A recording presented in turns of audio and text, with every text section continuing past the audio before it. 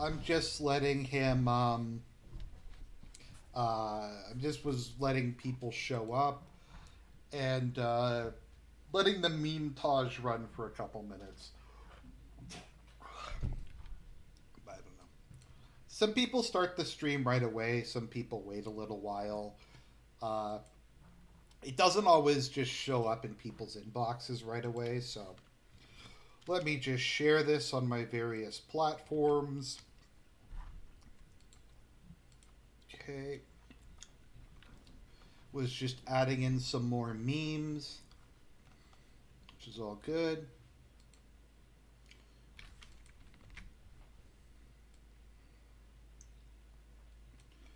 So, hello everybody. We have two major elections today.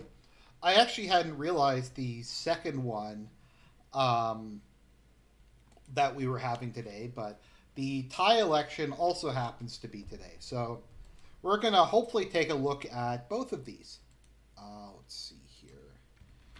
And once again, I'd just like to state before we begin that this election is 100% free and fair.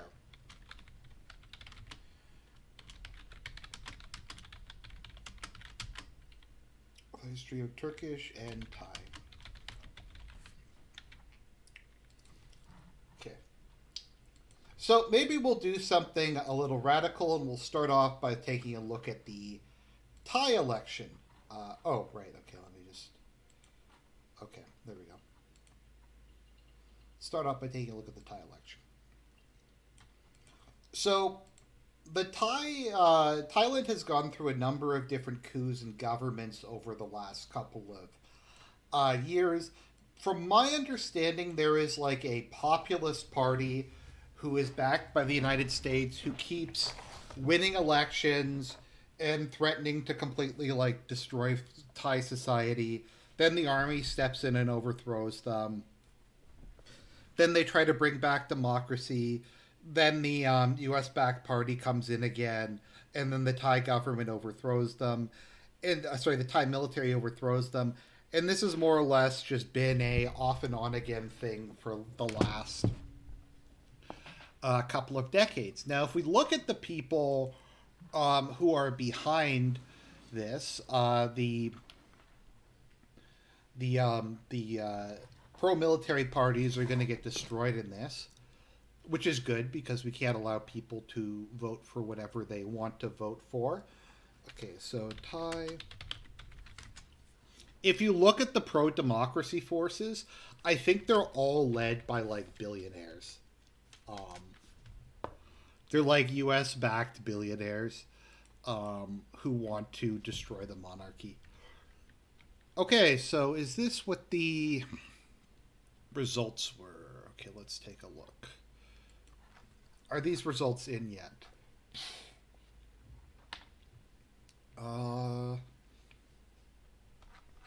Just trying to see if these are the actual results yet, or if exit polls. Okay. So we have Move Forward, a social democratic and progressive political party that opposes the military junta. So let's see, who is the leader of this? Let's see here. Of course, it is someone from the who was sent to New Zealand and the United States to receive an education. Let's see here. What is Grab Thailand? Oh, who is a was a former CEO of various large tech companies. There is a large business, agri-food. Let's take a look at agri-food. Let's see how big this company is.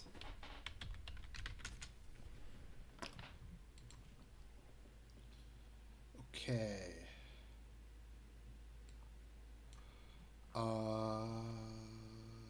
Let's see. Agri-food, Thailand. What is it called? Net worth, maybe? I don't remember what it was. Okay, here we go. Okay, so according to this article which I pulled up, uh, the agri-food is worth like I think it's billions of dollars. Thai Agri-Foods Limited. Um, yeah, it's like a billions of. I'm just trying to find an actual. Let me see if I can find his net worth. But anyways, his family are billionaires who run one of the largest companies in Thailand. So I mean that's cool. Let's see here. I'm just trying to find how much his net worth is.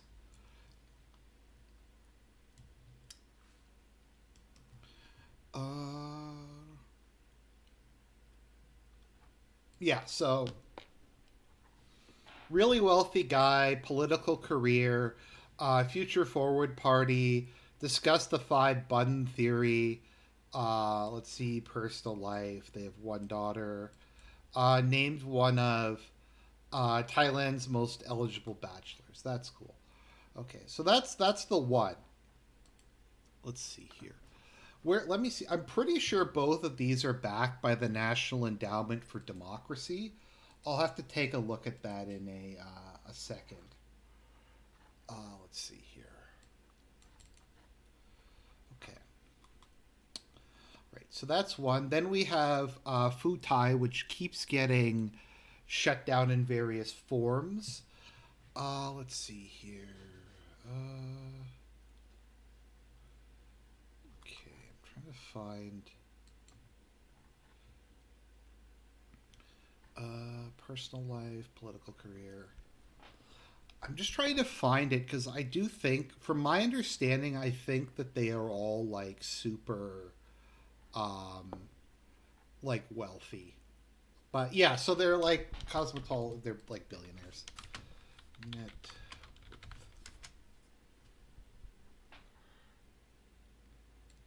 Okay. I think her net worth is like $2 billion or something. But yeah, they're like a billionaire. They're billion-dollar families. So that's cool. Okay. The largest shareholder and property developer, SC Assets Corporation. That doesn't sound shady at all. Okay. So there we go.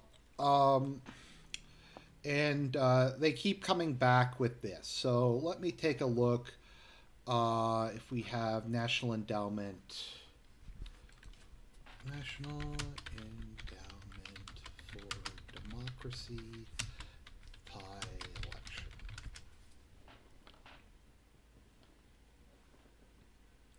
I'm trying to find the okay, National Endowment for Democracy. Okay, Thailand. So here we go. The U.S. funds anti-military parties in Thailand. To bolster the democratic, inclusive political process in Thailand, across the spectrum in advance of local elections, promoting government response to citizen demands, promoting human rights. Um, let's see here. I think they also like funded the education of a bunch of like children of elites. Where's National Adult? Does anyone else hate how shitty like Google search is? Like when you put it in quotation marks, how it doesn't actually like search properly. Like I want this exact thing, but it won't let me search for like the exact thing. Um, I don't know. I just find it extremely obnoxious. Uh, uh,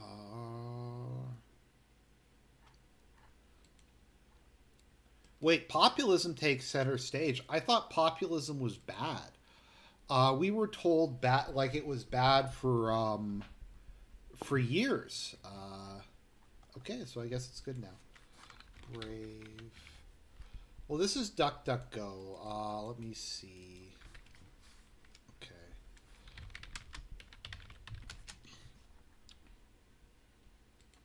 Like, I don't get why it's so hard to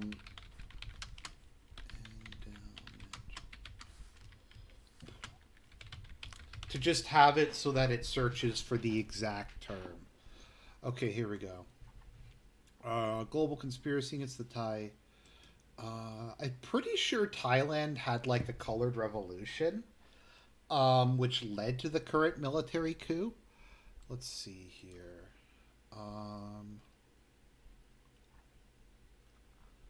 Okay. Sorry, I'm just trying to find this.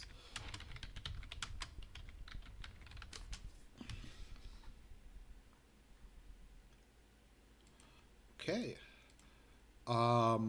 Okay, yeah, we had a spontaneous uprising. Does it say spontaneous? No, it doesn't say spontaneous. Okay, we had a uprising in 2020 to 2021, which led to one of the military crises, which was the result of which was to destroy the remaining power of the Thai monarchy, and for social liberalism on the country. So that's cool. Let's see here.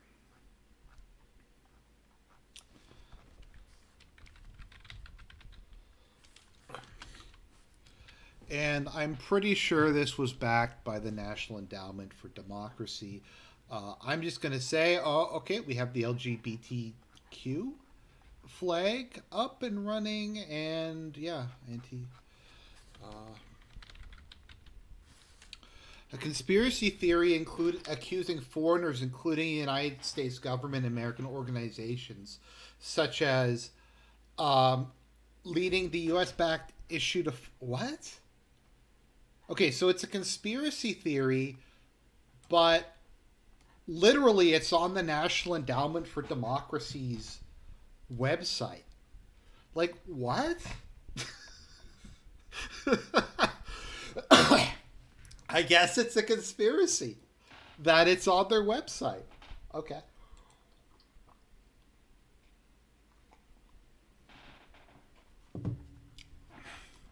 So, that is the Thai election. It looks like the monarch's remaining power is going to be taken away. The military is probably going to be defanged. Who knows? Maybe we'll have another coup. And that seems to be where we're at the moment. Let me see. Are there any conservative parties who are going to win seats? Okay, it looks like a couple of them might win a couple seats. Okay, there's a couple.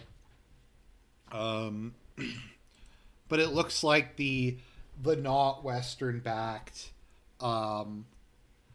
anti monarchy parties are going to win, so that's cool. All right, let's move on to Turkey. So that was just a brief sideshow. I'm not super familiar with Thailand, but I've been looking it into a bit the last little while, and that's what it seems like, that it's U.S. backed organizations who are trying to destroy the Thai monarchy. So that's cool.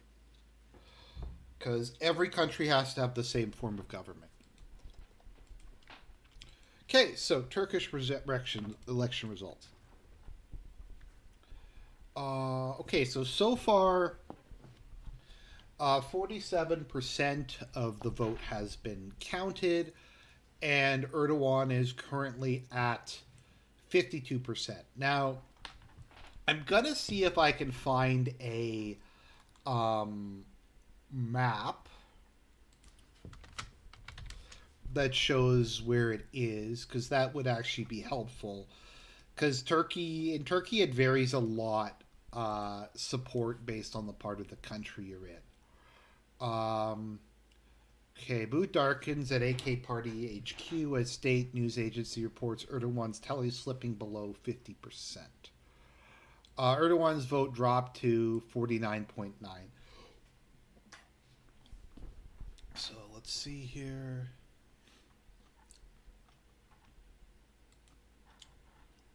I'm just trying to see if like it actually. I guess they like didn't bother to do one of the things where they show the ongoing. Oh, keep reading the Times for free. Okay, yep, you aren't allowed. No access to news. Democracy dies in darkness. Okay, so let's see here. Um,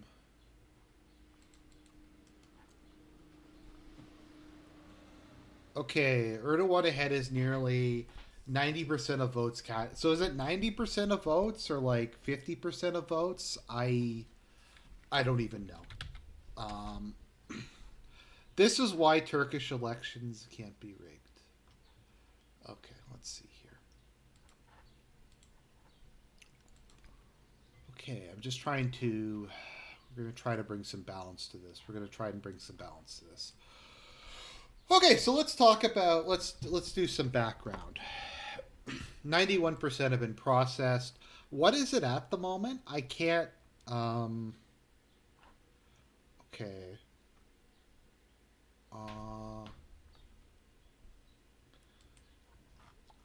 I'm just trying to find what it's at the moment.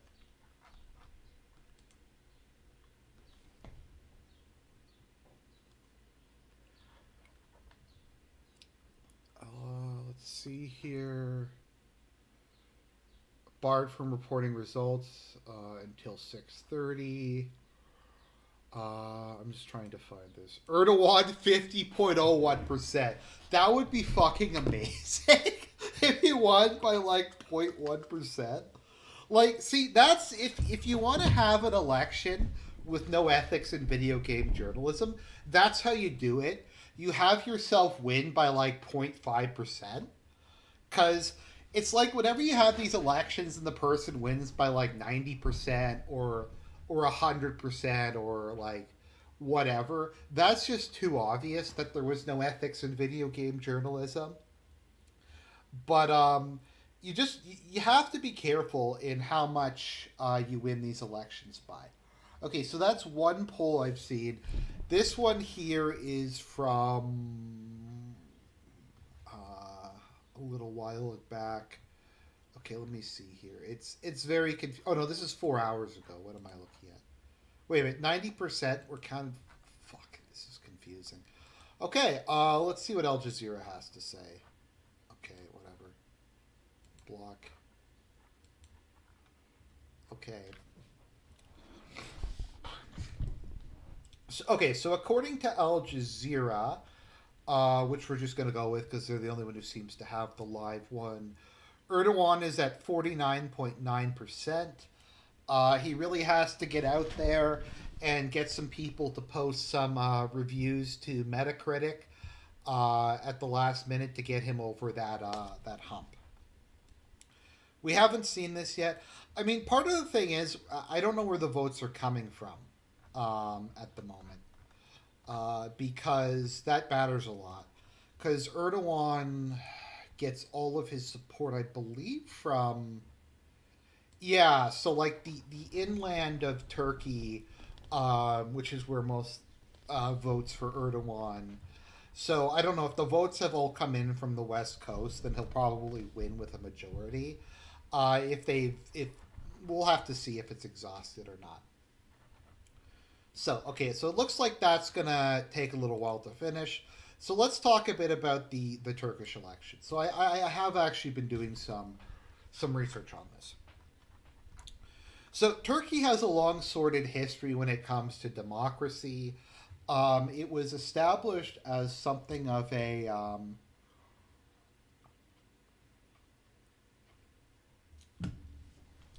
uh, it was established as basically a sort of one party dictatorship, I guess, under Kemal Ataturk. They set up like a fake opposition party. Basically, it's gone back and forth from being a military dictatorship to having a civilian government over time. I'm not sure if anyone has actually completed a legitimate term as president of Turkey and stepped down willingly. Because I think just about all of them have been overthrown in military coups. So let's see here. Yeah, Ataturk was in power for 12 years. I think was the second prime minister overthrown in a coup, or second president. Oh, nope, he died of a heart attack the day after he become he okay, so no, wait a second here. Okay, he was acting president for one day. Ismet Inouye. I'm trying to remember if he was overthrown in a coup.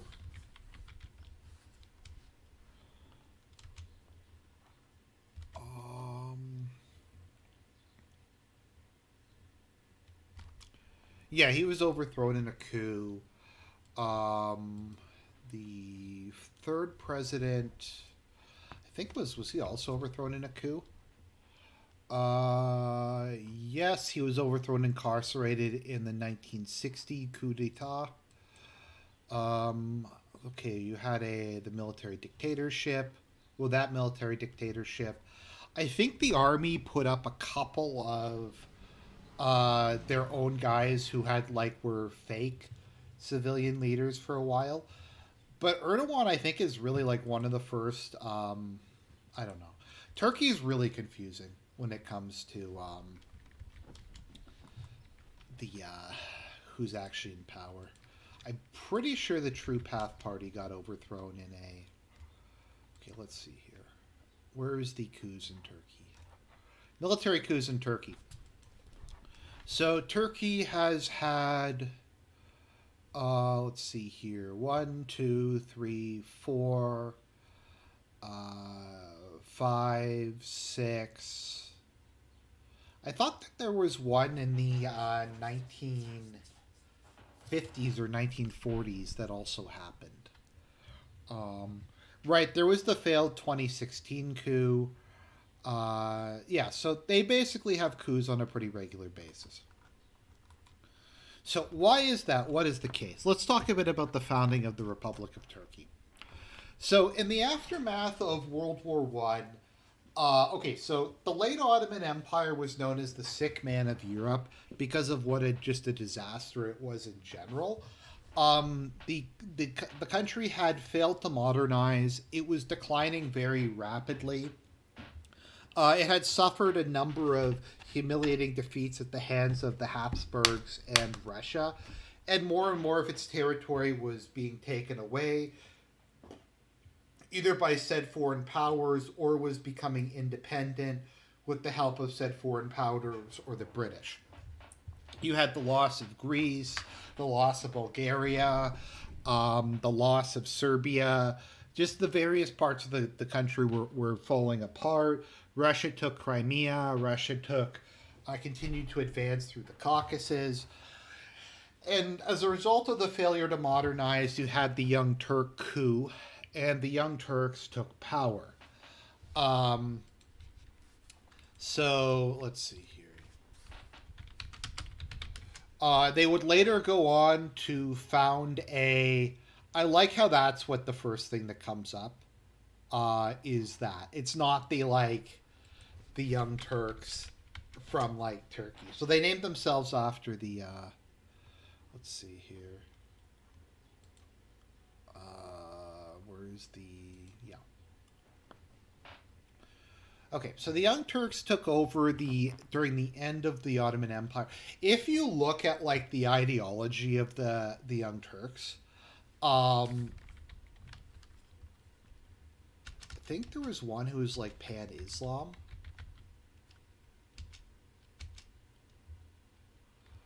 Let's see here. There was like socialists. There was like one guy who was like a pan-Islamist. Um, a lot of people have called the Young Turks as being like proto-fascist. which sounds about true. They were fucking weird. The Community of Union and Progress. Yeah, we have like look at this just mixture of stuff. Um, Nation in the world, thanks to Ataturk's liberally. Okay, okay. So we have um, Ottomanism, secularism, progressivism, Pan Islam, uh, and somehow all of these things are Ithadism, unionism, Turkish nationalism. What is this? The economic plan resulting in the Armenian genocide. Uh, so the recruits would undergo an initiation ceremony where they swore a sacred oath never reveal the CUP secrets, to keep their own membership secret, to be willing to die for the fatherland and Islam at all times. Definitely sounds like a secular organization. Um, okay. And then we had like Pan-Turanism and all kinds of just random shit. So the Young Turks took power. They led Turkey into World War One. They got completely and utterly blown out. Turkey was one of the worst performing countries in World War One.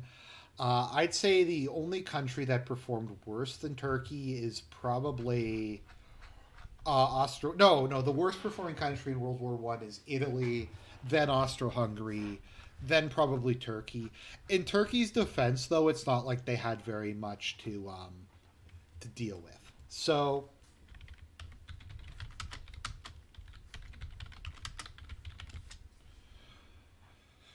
you had an initial plan that the Ottoman Empire was going to be partitioned up into different pieces. You had an independent Armenia. Greece was going to take the coast, Constantinople, and the west of that kind of stuff. We had. Let me. I'm just trying to find an image of what the proposed plan was. I think this was one. Yeah, Greece was going to be given the parts over here. Armenia was going to become independent. Uh, just various parts of the Ottoman Empire were going to be occupied by different powers.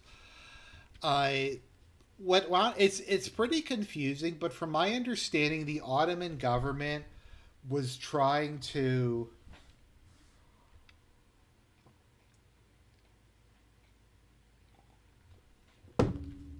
um, they were trying to implement the peace treaty and break up the country. However, Ataturk led the Ottoman parliament in a civil war called the War of Independence, I believe it is, in Turkish War of Independence, which resulted in Greece getting kicked out, um, along with the various other supporters, Armenia, Georgia, that kind of thing. So ultimately, the Turkish nationalists won. The Ottoman Empire was abolished. Interestingly, the caliphate lasted for a couple more years after the Sultanate was formally abolished. A lot of people, Muslims globally, were very upset about that. There was actually a big caliphate movement in India that wanted to preserve it or restore it or something like that. And the last caliphate, um,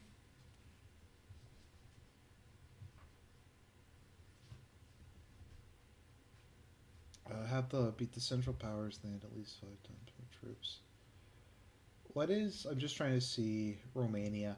Yeah, Romania just entered the war at like the absolute worst possible time. Yeah, so the Ottoman Caliphate got abolished. Ataturk came to power and he set up the Republic of Turkey. So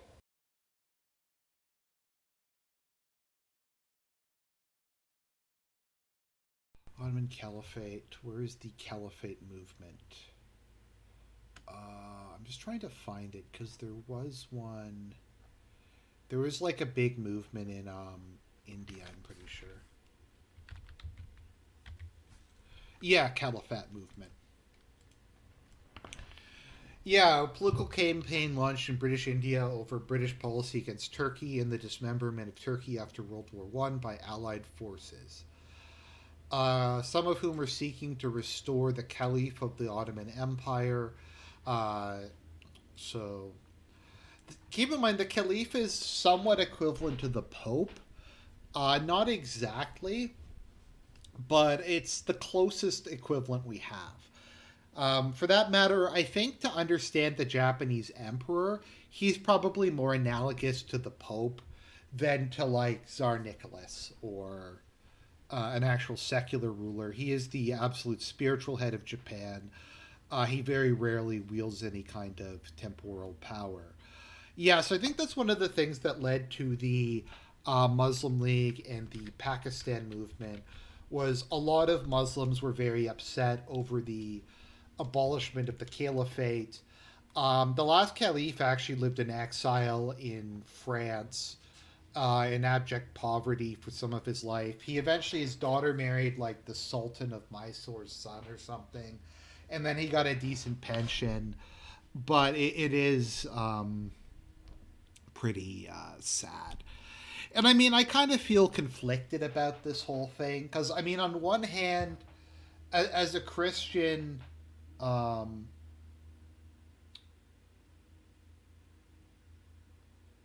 clearly not the Pope as it does not exist anymore.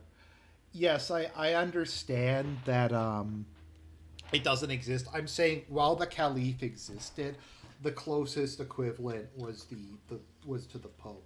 I believe to be a sultan, you needed a blessing from the Caliph, like he had to legitimize your dynasty. It's kind of confusing in Islam because there's a bunch of different titles that are not mutually exclusive. So the Muslim term or the Arab term for king is Malik, which is what the title that the king of Jordan has. I'm not sure if that's the title that the king of Saudi Arabia has. There is emir, which just means prince or leader or ruler. Then there's sultan, which is king but with a religious connotation to it. And then there's caliph. So it gets kind of confusing. Like the leader of the Taliban is an emir, but it's translated as supreme leader. Um, so it is kind of confusing. And then sometimes I just generally translate emir as prince, um, as kind of a generic term for a head of state. So as part of the Turkish War of Independence, we had the United Emiratis have no emirs. That's interesting. Let's see here. What was I thinking about again? That was a complete sidetrack. So anyway, so the Turkish War of Independence more or less succeeded in securing the heartland of the Ottoman Empire. The places that were had a Turkish majority, or rather an absolute Turkish majority, got. I'm just trying to see here. What should be the Jewish share of the Ottoman Empire? I'm just trying to find a picture of what it looked like prior to. Yeah, there we go. So that is what the Ottoman Empire looked like in 1914. It consisted of modern day Turkey, I think parts of Armenia, and most of the Arab parts of the Middle East. Apparently, there will be a second round. We'll get to that in a second. The Pakistan Money League actually wasn't pro caliphate movement per se. Yeah, I get that he was a fan of Ataturk. I'm just saying, I think, from my understanding, it helped Islamic consciousness in India.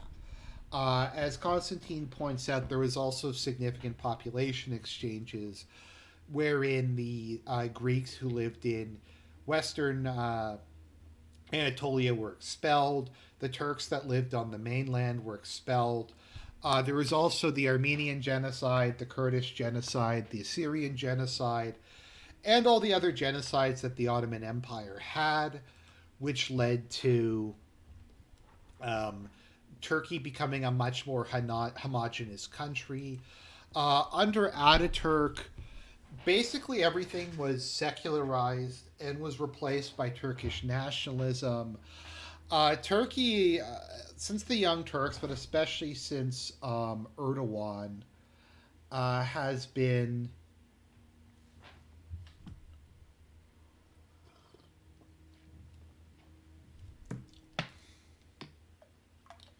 the UAE does have emirs. It's just their official constitutional titles are translated as rulers. Yeah, I think that the I just translate emir as prince or leader or just ruler, or something like that. So all of that made the population of the Republic of Turkey 98% Muslim, and I think something like 90+% Turkish. The only real minorities that Turkey has at this point in time, if I recall, is the Kurds in eastern Turkey, and I believe that they've grown to be a larger share of the population over time. But Ataturk basically replaced Islam with Jingoism. From my understanding, Turkey is one of like the most autistically nationalistic countries on earth. Um, just like extremely so. You have all these like LARPy movements as part of it, like there's a lot of Pan-Turanism and just kind of other weird stuff. You have the Nationalist Movement Party, which is literally, I believe, a neo-fascist party that has their own like paramilitary wing called the Grey Wolves, who like assassinates left-wing intellectuals. Um,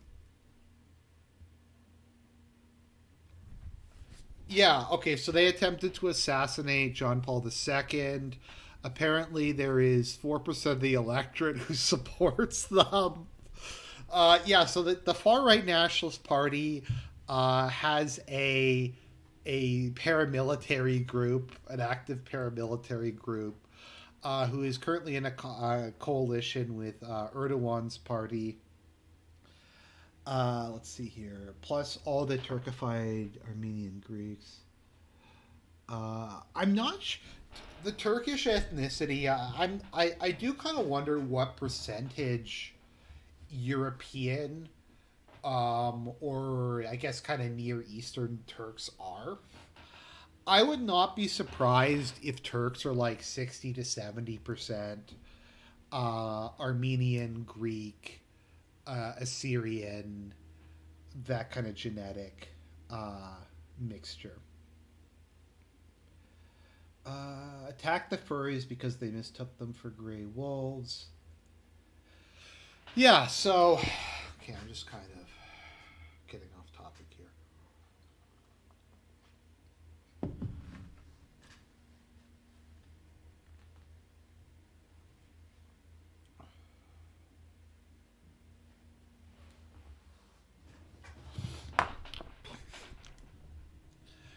Okay, so sorry. So Ataturk established Turkey as a secular country. Now it's important to keep in mind. So generally speaking, when it comes to Islam, secularism means something much different than what it means in the Western world. Now, secularism in the Western world means that Christianity is actively removed from public. That is, expressions of Christian belief are banned in public, religious symbols are banned in public. Any attempt to invoke religion as being a guiding light in politics is forcibly removed, often by a law. in Quebec, government employees are not allowed to wear religious symbols, including crosses. Um, a lot of them, like, they aren't allowed to wear crosses in Quebec. If you're a government employee, even if you're something like a nurse, from my understanding, is how that works. Uh, so yeah, sorry. So sorry if I'm going off topic too much. So secularism in the Islamic world means that Islam is the state religion, but they don't actively genocide minorities. Is more or less what secularism means. Because like if you look at supposedly secular states, uh, let's see here. Okay, so the supposedly secular countries, or more secular countries, like all have Islam as the state religion. Like Tunisia, which is supposedly secular, has as a state religion. Iraq, I believe it was the state religion under Saddam. That's interesting. Syria doesn't. I thought Syria did. I guess maybe it just doesn't at the moment. Morocco does. The supposedly secular countries have it as the state religion. Bangladesh, which I think is fairly supposedly secular, does. What's interesting is some of them have Sunni Islam as the state religion. Some of them have Shia. Some of them have non denominational Islam as the state religion. Yeah.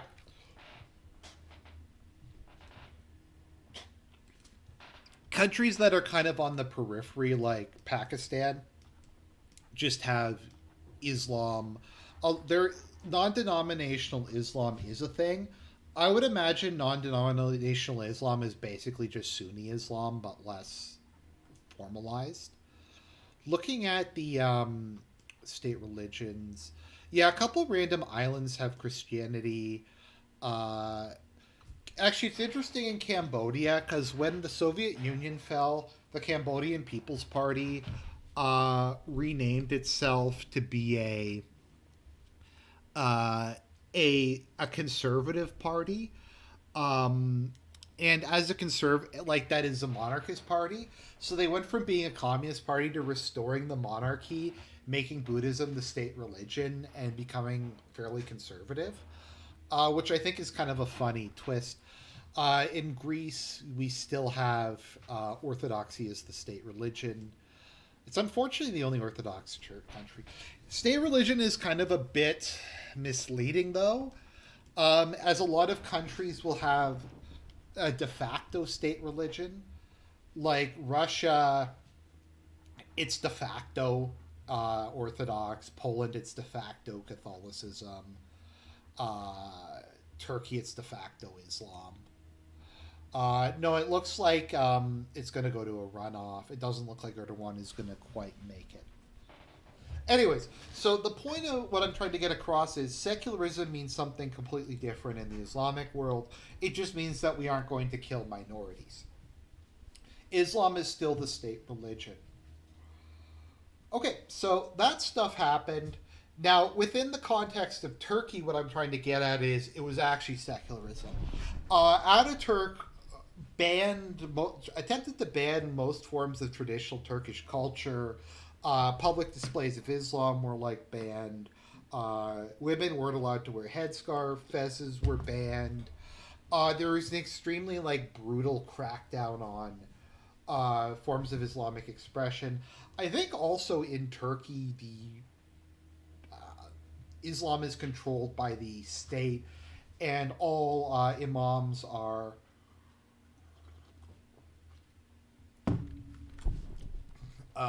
government employees. Let's see here. And it's kind of, and the thing is, like, one of the things that really held together the Turkish Empire or the Ottoman Empire was that it was Islamic.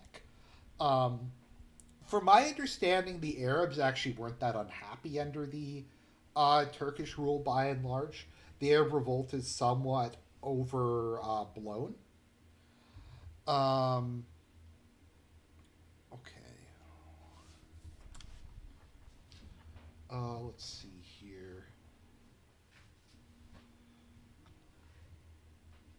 But Islamic culture was kind of one of the things that really tied the state together. Kamal's secularism does not mean separation of religion only from the state. It means of separation of religion from all public spheres. All religious symbols were banned from public domain. Yeah, religion was put under control of the state. The calendar was changed. Under Ataturk, they changed the alphabet to Latin. Let's see here. I'm just trying to find. I think they banned.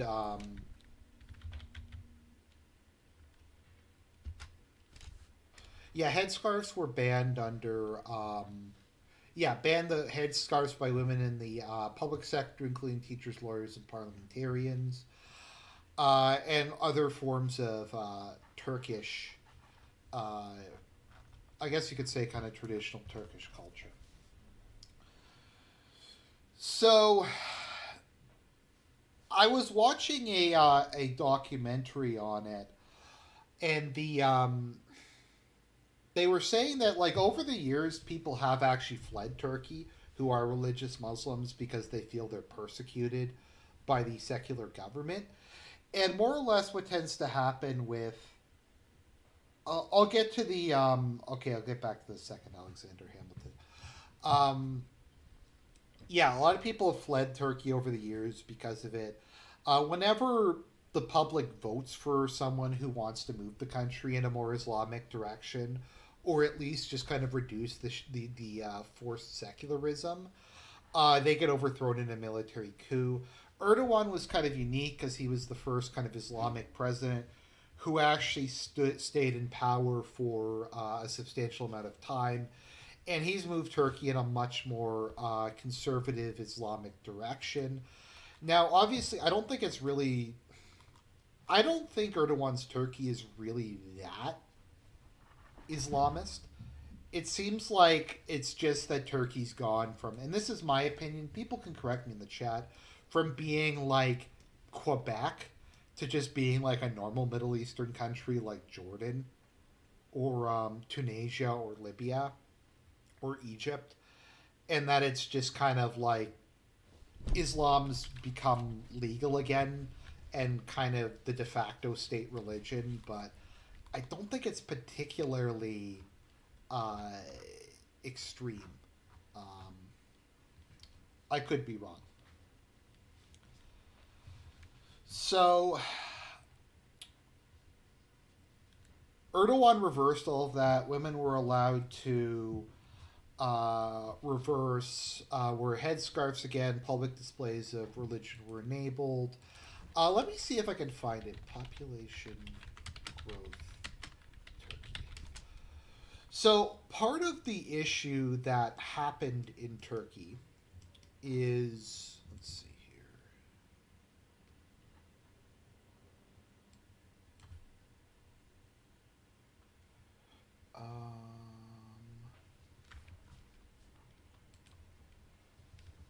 I'm just trying to find the birth rate.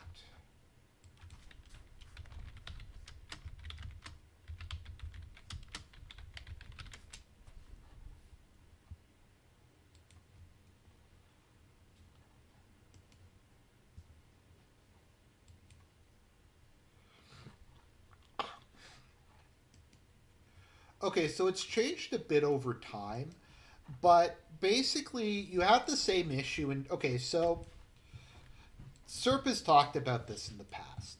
In society, you traditionally have three groups of people who have a lot of kids. You have wealthy people, you have poor people, and you have religious people. And religious people, like I said, tend to have a lot of kids. So what winds up happening in a lot of places is the religious people will just have a lot more kids, and atheists and secular people will not have any kids, and the country will move right wing. That's the reason why it's so important to bring in mass immigration, Because let's think about this for a second. If there was not immigration in the U.S., then pretty much every state would be trending Republican. Because, like, you'll have who has more kids? Evangelical Christians and traditional Catholics, or like atheists and secular uh, people? Uh, yes, initially he was kind of an Islamic Democrat. Islamic democracy is a thing. It's similar to kind of Christian democracy, but less secular. Come here, Rain. I want to give you a pat. Stop being such a reluctant kitty. Um, okay, let's see here. Someone's asking about coups. The U.S. didn't really care about the whole democracy thing until like the end of the Cold War. As I've said in the past, the U.S. was a pretty good sugar daddy to have back in the day, because you didn't really have to like, you just had to say capitalism's cool, communism bad, and then the U.S. would give you money. It didn't matter if you were a fascist dictatorship. It didn't matter if you were a military junta. Just if you said communism sucked, then the U.S. would just give you money and weapons and stuff like that, and they were cool with that. Okay, so what was I saying? Sorry, I keep getting distracted. There's a lot of stuff to talk about. Okay, so basically, what happened in Turkey is the Kemalist parts of Turkey. That is the. Let me see. Where is it?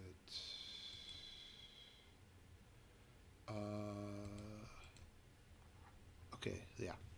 The Kemalist parts of Turkey, the liberal parts, the secular parts of Turkey along the western coast, all have extremely low birth rates, and they've had low birth rates for a long period of time.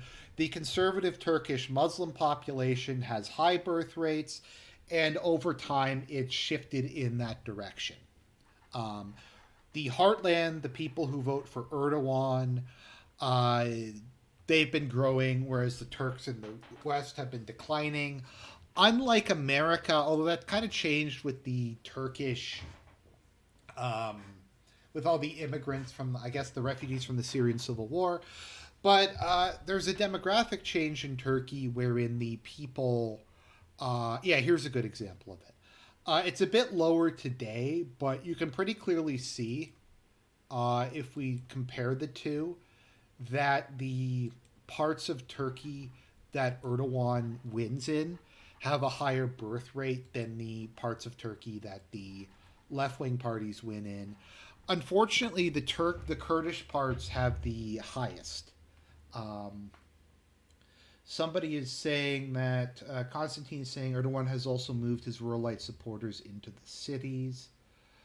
Let's see here. Okay. So the demographics are now shifting in a Kurdish direction. The Kurds are just. The Kurds are kind of fedoras. They're kind of like a Reddit party. We'll get to the Kurds in a second. So it shifted in that direction, and that's kind of been propelling Erdogan to repeatedly win. So he came to power 20 years or so ago and completely kind of remade Turkey in his image. I believe there was a lot of privatization. Turkey was traditionally a very state-centric country. I think that, let me see here, economy of Turkey.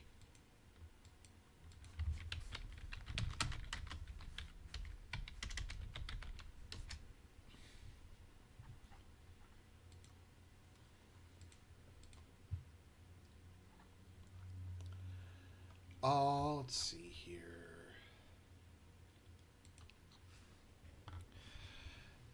Yeah. Okay, I'm just trying to find it. Yeah, I mean, so Turkey's facing economic problems now, but if we look back at how it is when Erdogan first came to power, Turkey has grown enormously. Turkey underwent a whole bunch of uh, industrialization during Erdogan's time in power. Um, like the economy is bad now, but overall, it has been growing pretty rapidly during most of the time Erdogan is in power. The big controversy, and I don't really understand interest rates. I think cutting is it cutting interest rates raises inflation, or lowering interest rates raises inflation. I trying to remember. Could someone post in the chat? I can never really remember, to be honest. Let's see here. But yeah, under Erdogan, Turkey has industrialized a lot. We now there's a lot of cars produced there, TVs, appliances, uh, various I think chemicals, manufacturing equipment, steel. It's gradually getting more high tech industry, and it's they've started to produce kind of their own tanks and stuff like that. Let me see here. Does it say what interest rates are?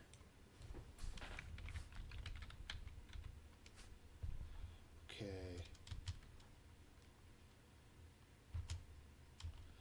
I think they have Erdogan has some really weird idea. I'm just trying to find it because they had some weird idea about interest rates.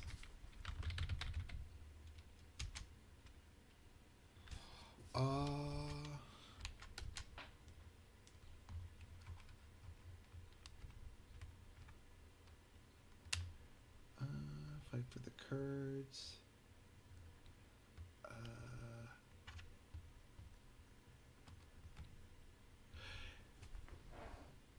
Okay, thank you, John, not real name. Sorry, I get it mixed up. So Erdogan wants to keep interest rates low, despite inflation being really bad in Turkey. So the result of that has been extremely high inflation. Turkey is kind of in a very weird spot at the moment. I was watching a documentary. It was a pro-Turkish documentary. Um, I'll post a link to it.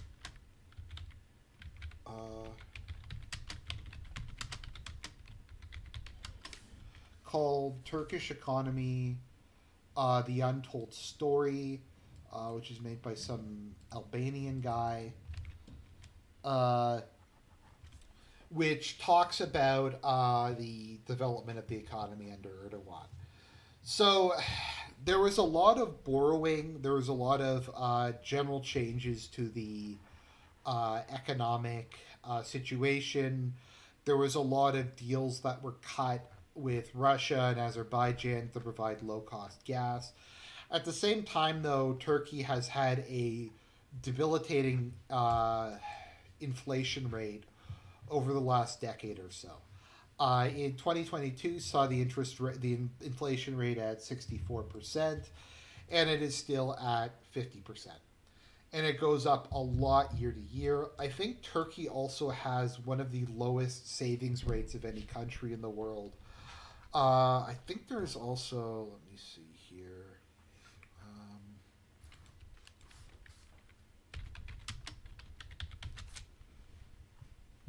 Okay, Turkey. I think Turkey is a very economically unequal country. Is Turkey listed there? No, Turkey's not listed there. Just trying to find Turkey.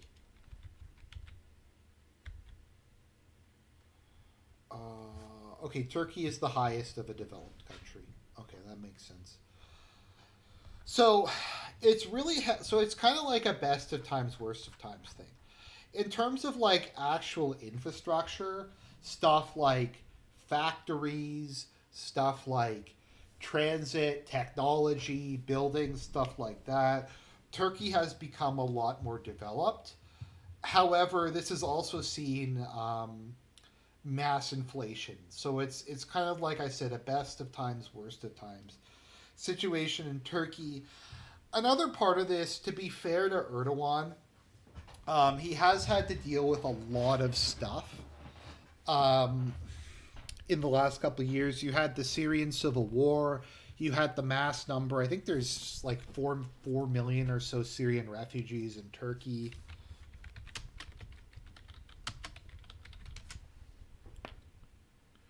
Let me see how many there are. Um, I think it's 4 million, something like. Okay, 3.6 million. Okay, I was close. You have 3.6 million Syrian refugees they have to deal with. You've had a couple massive earthquakes. You had COVID-19. You had like a bunch of stuff. So to be somewhat fair to Erdogan, they have had to deal with a lot of shit over the last couple of years. I can't imagine that the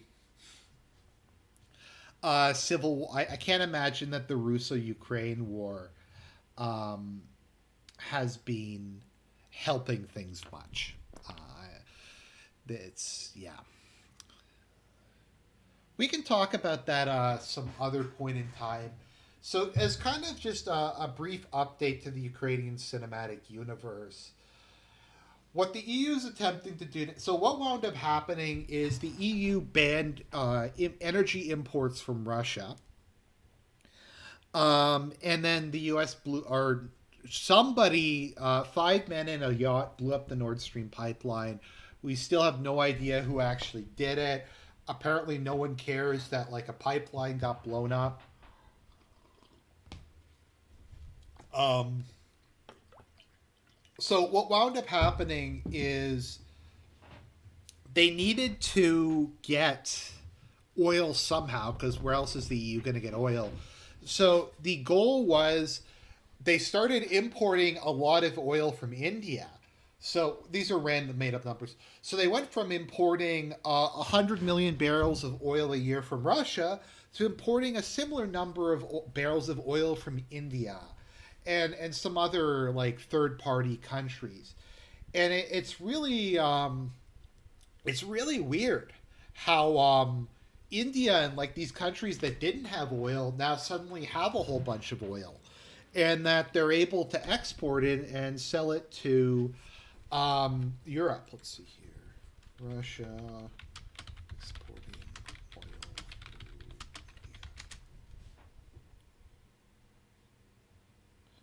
Yeah, backdoor through India. Yeah, so this is Reuters. Um, Concerns that India is backdoor to Europe for Russian oil. So now they're trying to shut down the back door from India. Let's see here. That they okay, so um, that increased, and now it is Indian crude oil imports. Hmm, it's kind of a little sussy, I'd say. And India's started to export oil. So they're trying to stop this, and so it's just going to go up again. Uh, India is using cheap Russian oil to undercut U.S. factories, and they've also called for sanctions against Hungary and anyone else who is buying oil from factories, from third parties. Share of oil in India. Uh, yeah, so that's cool. Uh, yeah, oil imports of OPEC. Isn't Russia part of OPEC though, or is Russia get expelled from OPEC? Actually, I don't think Russia is part of OPEC.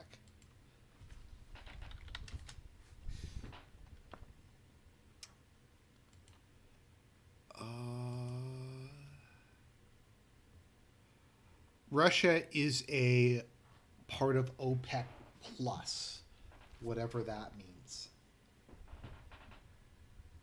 Uh,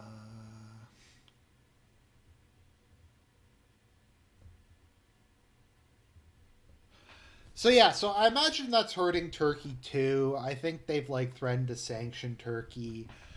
The other big, so something that actually helped Erdogan out is the U.S. has like repeatedly denounced him. The U.S. has said they want the opposition to win.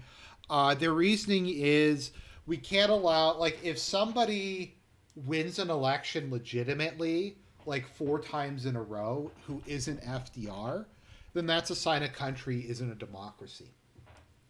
Now, if Turkey was run by like the Kurdish Pause Party, they'd probably be okay with it. But Erdogan is like a conservative Muslim, so even if he's legitimately winning elections, then they need to. Um, they are part of OPEC Plus. Yeah, it says they're. I was just looking it up because I couldn't remember if they were part of it or not, but they are part of it. The extended, the like, the OPEC extended. Let's see here.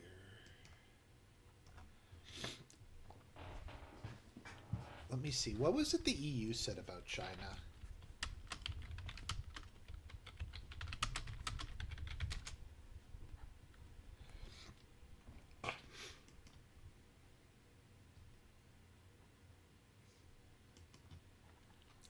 I think the EU has threatened to start sanctioning China unless unless they actively start trying to force Russia. Yeah, has warned China it has to use its. Okay. The European Union has warned China against, again, to use its influence to end Russia's war in Ukraine, or their already strained relationship will worsen. It is important that China understands that what is happening in Ukraine is an existential threat for us, and we expect China will use its role and its responsibilities.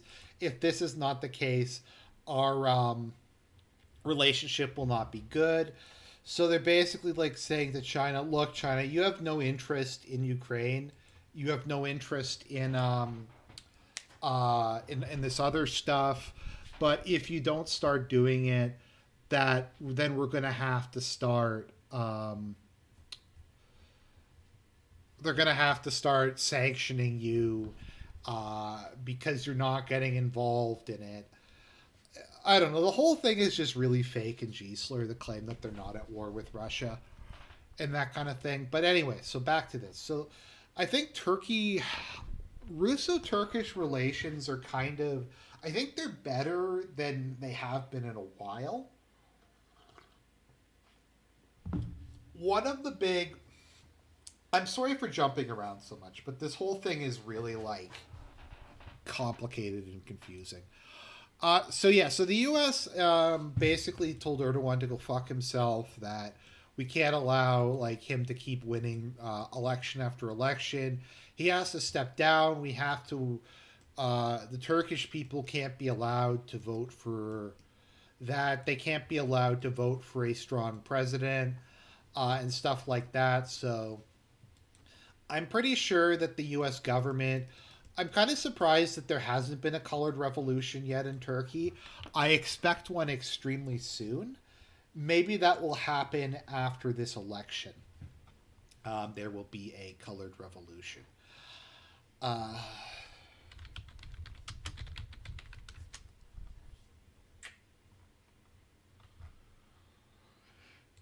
an interesting thing about Turkey. So Turkey from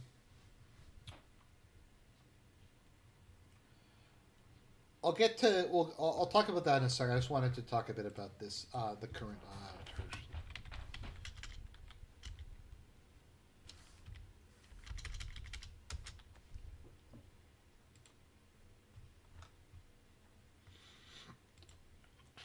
ancestral alliance. That's such a meme term. Okay, so let me just see here. I'm trying to find where the thing is. Turkish presidential election. Is this? Yeah, okay, so that's where we're at the moment. Yeah, so it looks like Erdogan basically just held everything that he previously had. So, so Turkey has traditionally been extremely pro US. Keep in mind that Turkey actually sent soldiers into Korea. They've been a very enthusiastic member of NATO. They wanted to join the EU. Turkey was very, very pro West. I think even like when Erdogan first took power, it was still pro West. What wound up happening is they decided to fund the Kurds, um, and give them a bunch of weapons and money. And the Kurds are like separatists and terrorists in Turkey. And that pissed the Turks off. And they're like, could you stop giving money to the people who were like rebelling against us? And the US was like, no, you have to accept it. You have to accept that Turkey, uh, like, that we're going to give money to the Kurds, and you guys just have to fuck off. They were also giving weapons and money to ISIS, who Turkey also doesn't like, and Turkey has to deal with them in the region. So that pissed Turkey off. So Turkey is like a lot more hostile to the US and a lot more hostile to the West than they were. And I don't know, the US decided like one of their most important geopolitical allies. I think Turkey has the second largest army in NATO. Um,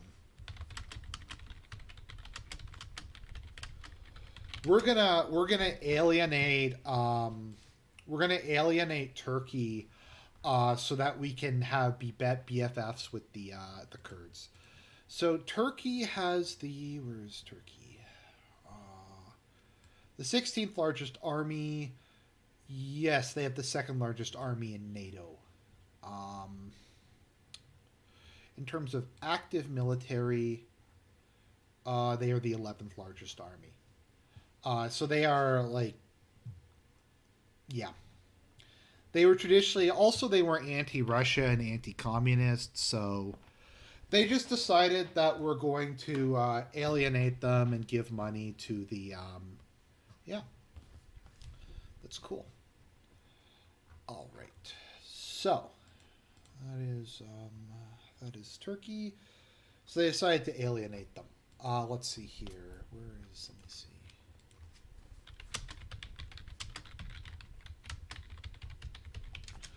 So they threw them under the bus. We also have the issue where they endorsed Erdogan's rival. Let's see here.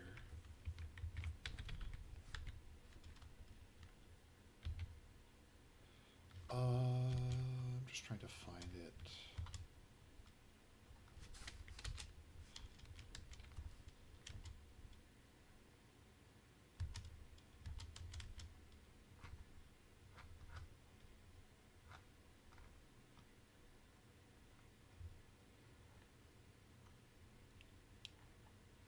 I'm just trying to find this.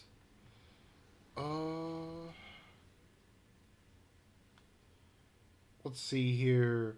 In October 2014, Vice President Joe Biden accused Turkey of funding Al Nasra and Al Qaeda, which they were funding.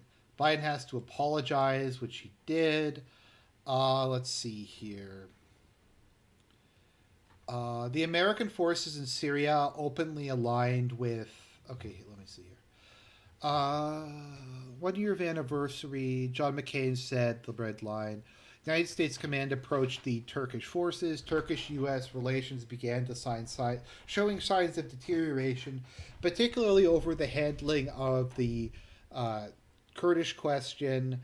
The American forces openly allied with the Kurds.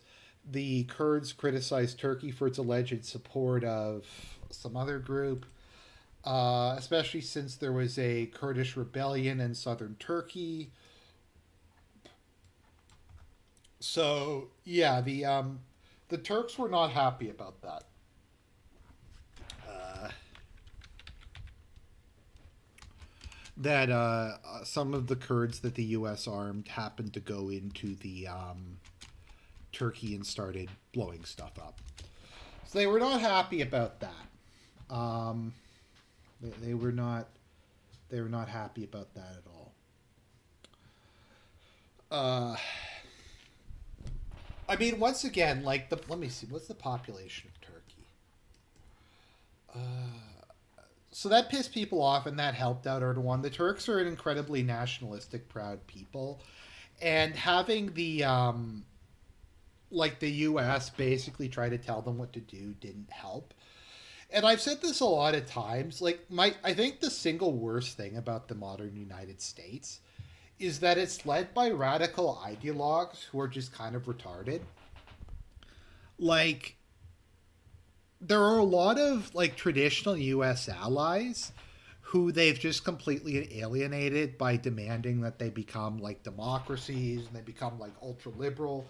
Like I think if the US had been more conciliatory to Russia in the aftermath of the Cold War, they would be on like okay terms now. Putin really, I think, wanted to have good relations with the West, but America was like, no, you can't have a sphere of influence. You can't have an illiberal society. Russia has to become a liberal democracy like Spain or the United Kingdom. It can't be allowed to have its sphere of influence like we do. They have to abandon like everything, and then we'll let them be our like butt buddy or something like that. Is more or less where it is. Turkey, they're like, Turkey, you have to adopt like Quebec style secularism again. You have to vote for the people we want you to vote for.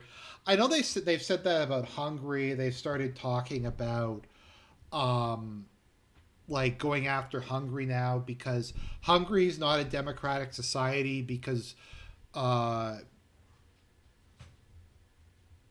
wow, that is what is his name again? Orban. Geez, that was a brain fart. Because Orban keeps winning elections legitimately.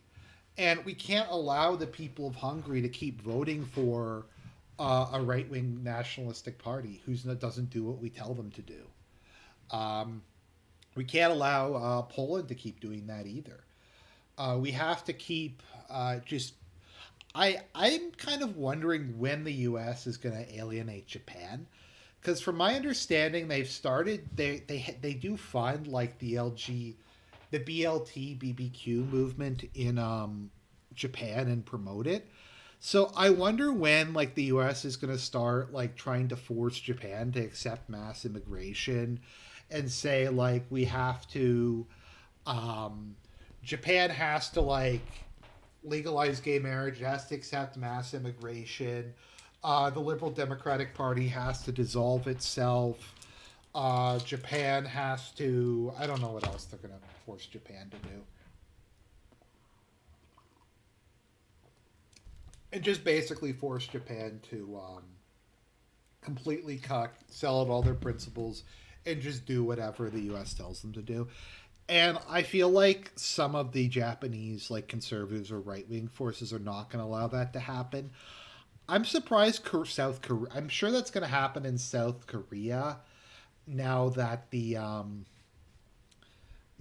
is the case. Yeah, my nickname is BLT Um, is what I'm going to call it. Yeah, bacon, lettuce, tomato, barbecued. Or maybe I guess you could like the bacon, lettuce, tomato sandwich gets barbecued or something like that. Um, to me, it's just retarded. Um, yeah, it's already bloviating about LGBT. Like, who cares? It's like okay, so we have Japan, who is like one of America's best friends, who they have great relations with, great military relations, great governmental relations, military ally, trade partner, and they're gonna fuck it up.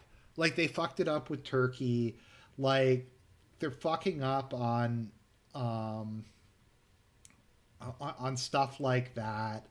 They're gonna go in and it's so unnecessary and just so sad. And I guess like as I've said like about the US and people can say, well Argent, you hate the US, you hate Canada, you're shilling for these other people. Yeah, but I hate them because I love them. We hate because we love.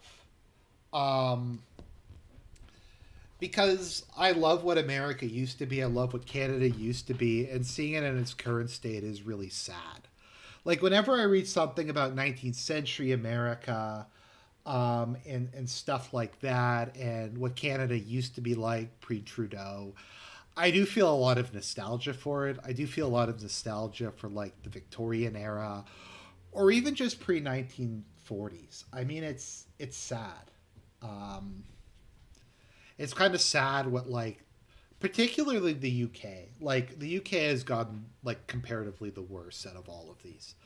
The UK is like one of the most G-slur countries on earth. Like if I had to do a list of the European countries that are the most fucked, I'd probably say the UK, Spain, Sweden, and maybe Ireland um, are the most fucked. The least fucked, I think, is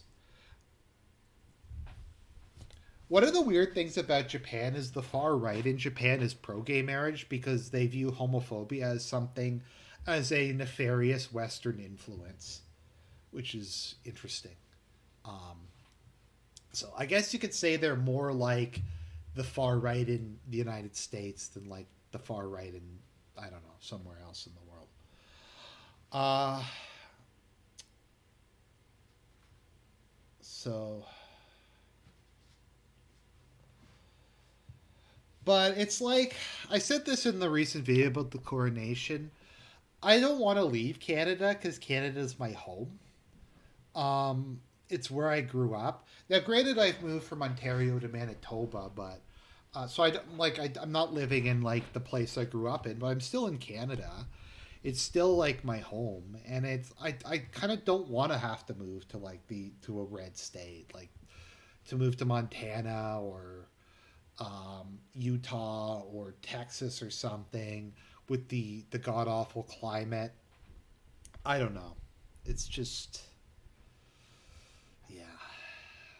But yeah. So, anyways, um, I don't know.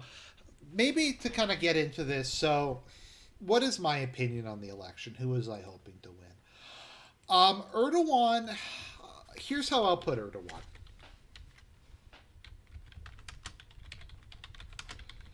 I wish we had a Christian version of Erdogan. I think is probably the best way to put it. Uh, he is objectively my enemy in a lot of respects by being like an Islamist, but I do respect him, and I think that he does have a lot of good policies.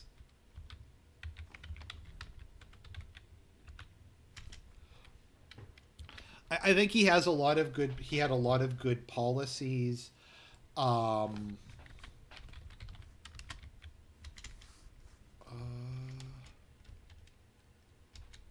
trying to find the stuff he said some really base stuff about the birth rate.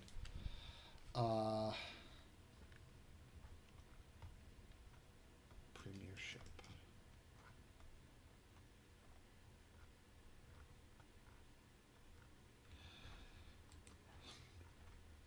I also I prefer okay so I was thinking about this today and when I was in mass. Um,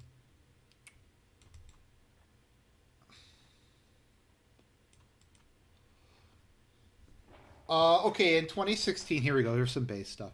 Erdogan urged women to have at least three children while stating that the childless women are deficient and incomplete. Later on, AKP proposed a controversial law to pardon statutory rapists if they marry their victims. Let's see here. Erdogan stated that the need for dealing. Let's see here.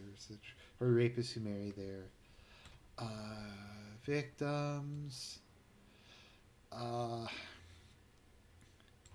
okay, so on abortion, stated um, abortion is murder. You either kill a baby in the mother's womb or you kill it after birth. In many cases, there's no difference. What else did he say? Where's the thing about gender? Um, okay. I believe in equal opportunities. Men and women are different but complementary. Our religion has defined a position for women in society. You cannot explain this to feminists because they don't accept the concept of motherhood. You cannot bring men and women to equal positions. That is against nature because their nature is different. We're reaffirming full equality regardless of gender before the law should be maintained. Let me see here. I think the abortion rate in Turkey has gone down a lot.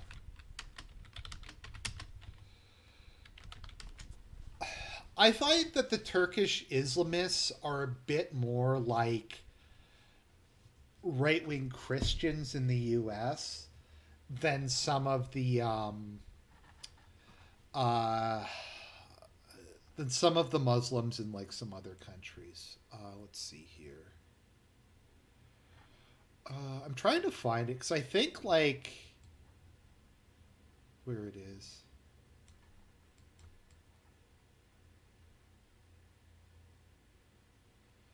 Uh, okay, so basically, what Erdogan did was he didn't ban abortion, but he did things so that most hospitals do not allow it. So only 3 out of 37 hospitals allow for it. They also introduced tried to bring in legislation to allow doctors to not perform it, uh, which was adopted by the Health Society. So basically, it is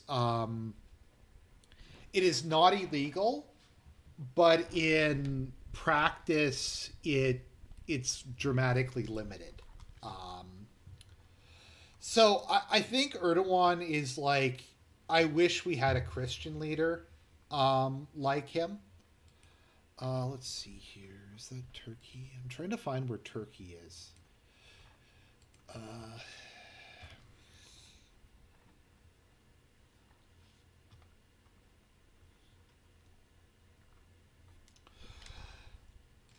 but yeah, I was thinking about this in church today. So I would put it like this. Um, I think like the worst governments are like Islamic theocracies and communist governments. So like Venezuela or Saudi Arabia, I would say are like the worst places to live. Um, I would say that like secular liberal land is preferable to an Islamic theocracy or a communist state. I do think it is better than that. I do think that like, and I hate to use this term because it's such a like meme, but I do think moderate Islamism is better than secular than liberal democracy. Like I don't know if you want to call it Islamic democracy or like moderately conservative Islam or something like that. I think is preferable to having a completely secular society. Um, so long as it does not persecute Christians, because my first concern is always rather. Yeah, but the Bible's illegal to own in Saudi Arabia. Like, Christianity's illegal there. Um,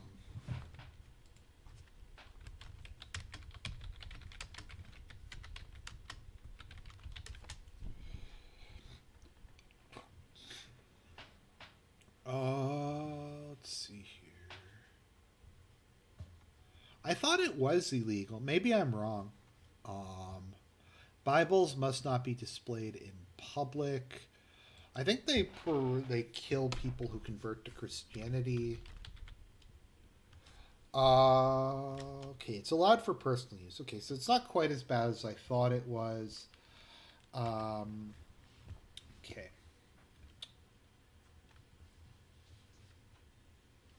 That's weak. Saudi Arabia doesn't have a Christian minority.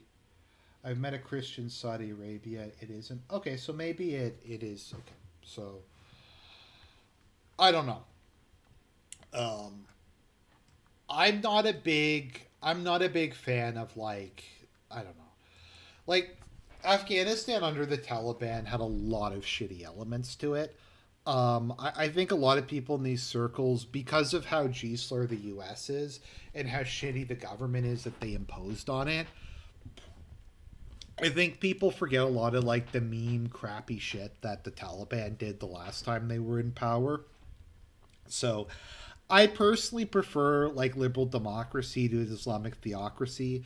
I prefer a moderate to conservative Islamic country to liberal democracy. Um, I vastly prefer having like a Protestant society to a secular one. Like honestly, if I lived in what is it again? Um, like if I lived in Holland, I might vote for the Reform Party, um, or something like that. I'd much rather live in a Protestant country, like an actual Protestant country, than a secular one. Um, I'd rather live in like I don't know, like as I said, uh,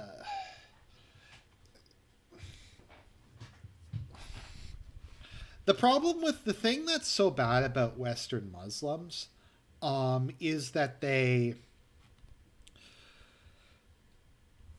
maintain all the worst aspects of Islam, like the Islamic supremacism, the legalism, the chauvinism, but they combine it with Western liberalism. So they'll be Islamic supremacists who hate non-Muslims, but they'll also just support like gay marriage, they'll support abortion, they'll support all the stuff like that. It is interesting that abortion. No, there's like a tiny reform political party in Holland. Either them or Geert Wilders. Although I think in Holland there is. So this was interesting because people were saying that uh, like the U.S. like conservatives in the U.S. are the only people in the world who are pro life. But if you look at it, most non-Western countries have it banned or heavily restricted. Like it's restricted in Korea, it's banned in most of Latin America, except for Uruguay. Uruguay, I think, is largely populated by Germans, which is why it's such a shit show. But most Muslim countries have it banned or heavily restricted. Um, is it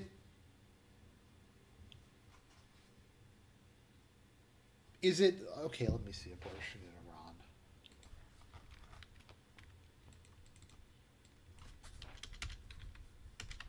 I believe the traditional Muslim position is it is okay to save the mother's life. Okay.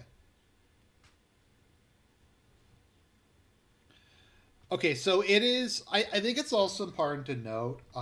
Yeah, okay, that's an outdated map, but you get the point I'm trying to make. Um, so in Iran, it is legal in the case of the mother's life, or if the fetus is not viable after birth. So that is like people will say that that is legal abortion. I really don't think that's the same thing. It's like this thing they do with Orthodox Jews where they're like, oh, Orthodox Jews support abortion because they allow it in the case of mother's life. Like, let me see if I can find. I'm sorry, I know we're getting off track, but we're covering a lot of good stuff.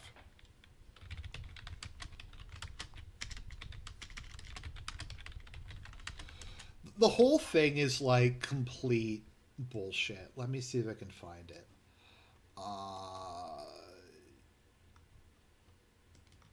I'm just trying to find it. Where is rape on this? I think rape is like. I'm trying to find it.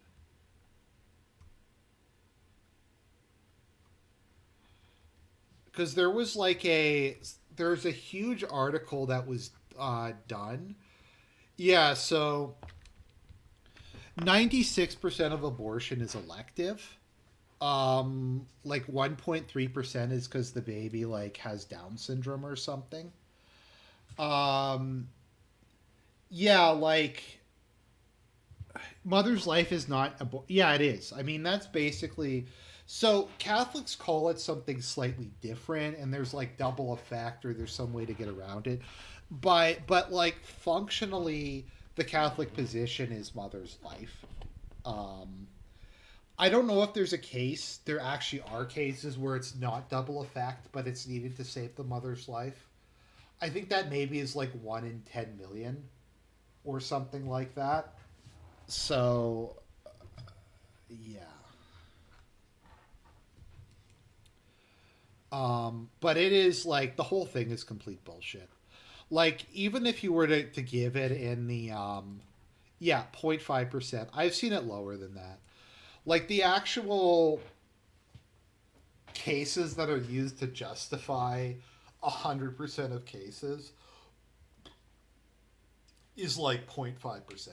So we can say that like people will say, "Oh, Iran, it's legal, but it's illegal in like 95 plus percentage." Oh no, it's not illegal in the case of rape. Okay, so it's illegal in like 97% of cases. Or so. Or no, more than that. What am I thinking? No, that's not a no, that's a 1%. Okay, so it's illegal in 99.8% of cases in Iran, which is to me like I don't know. That so it's not illegal in Turkey, but they've basically just made it difficult to the point where it's almost illegal. Now, let's looking at this. So the question is, what's going to happen in round two? Um,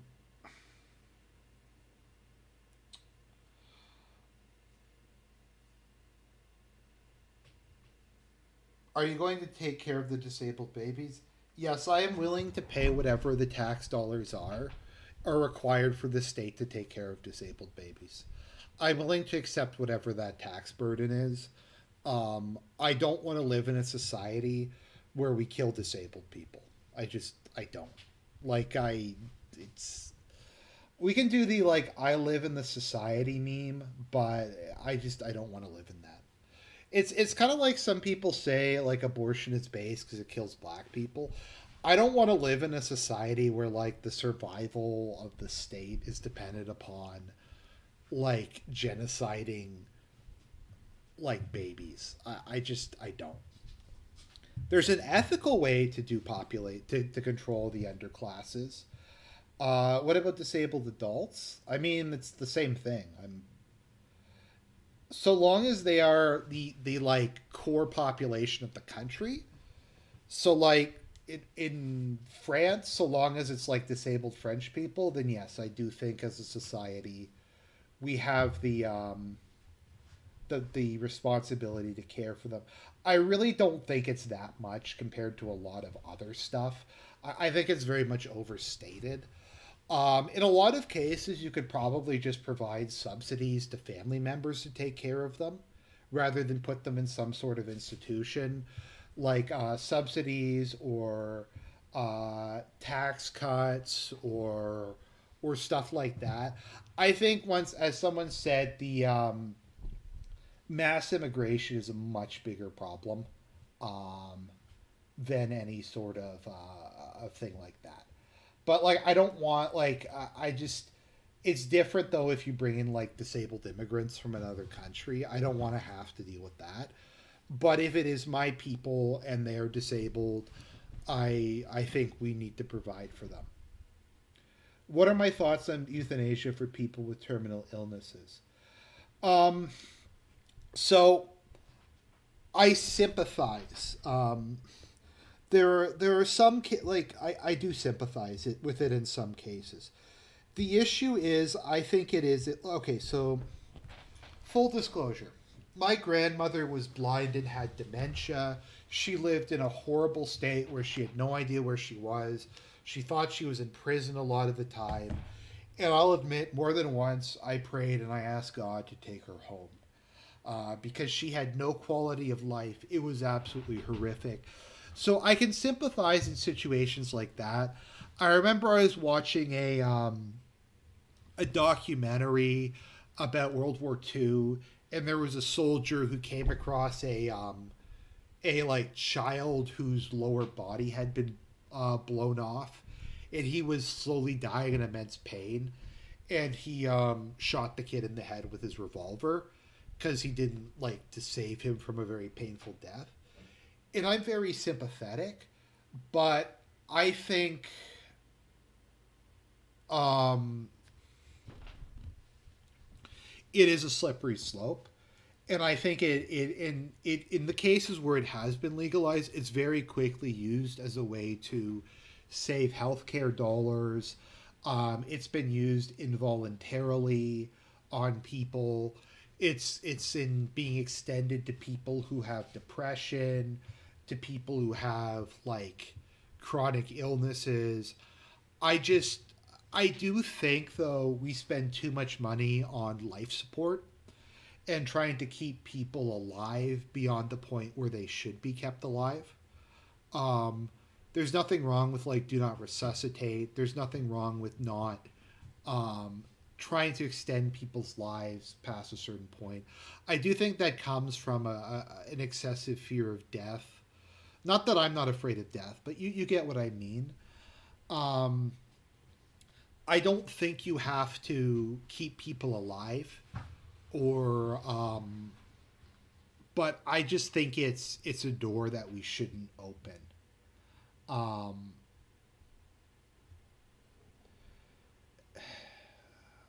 I think that's a like a fair. I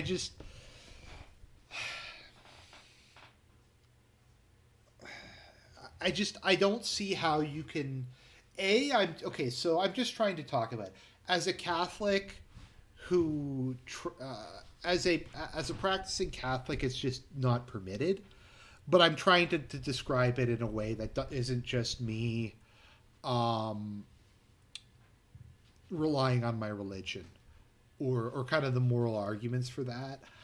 Um, I just think it raises too many ethical questions. I don't think there is a way to do it that limits it. I think it will almost immediately be used as just a way to kill old people and disabled people. And I don't want to live in a society like that. And as I said, I was very relieved when my grandmother passed. Uh, and my other grandmother also had like dementia, and I was glad when she passed too, because she had no quality of life. But at the same time, I'm willing to live with that if it means we're not going to have situations. Also, keep in mind that I suffer from bipolar disorder, and I'm suicidal a lot of the time. And I have to think about it not just for myself, but there's a lot of people like me who can become productive members of society if they receive proper treatment and help and maybe spiritual regeneration.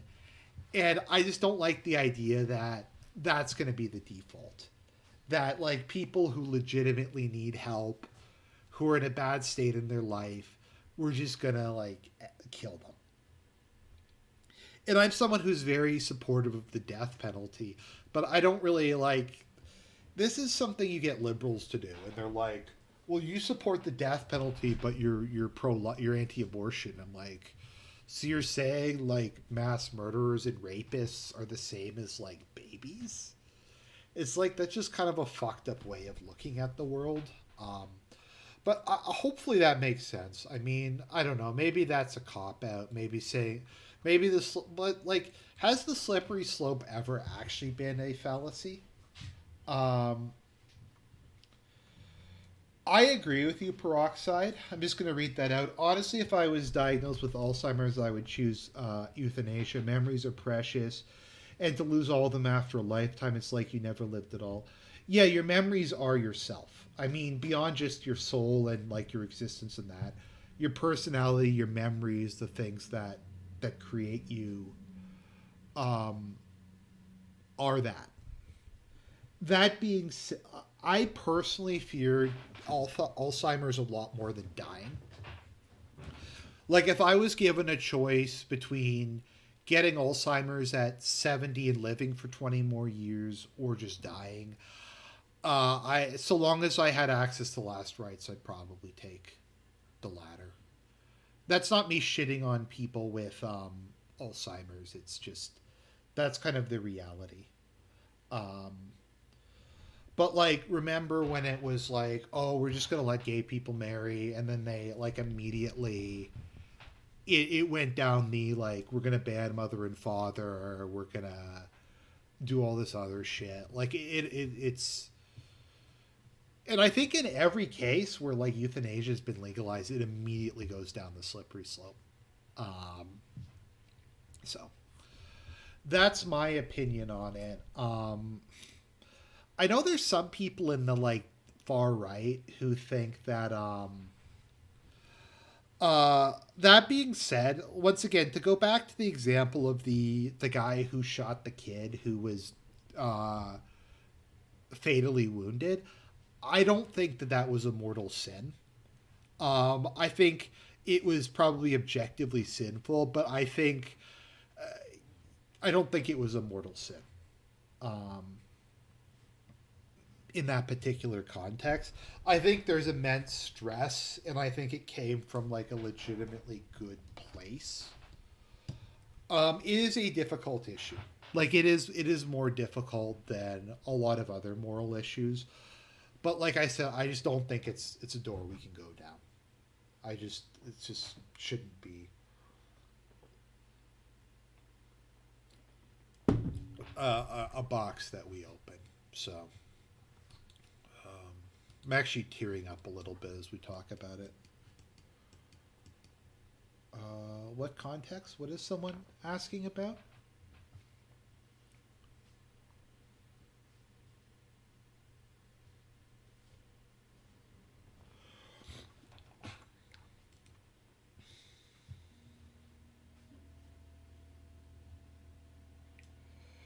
No, I'm not talking about suicide. I'm talking about a natural death.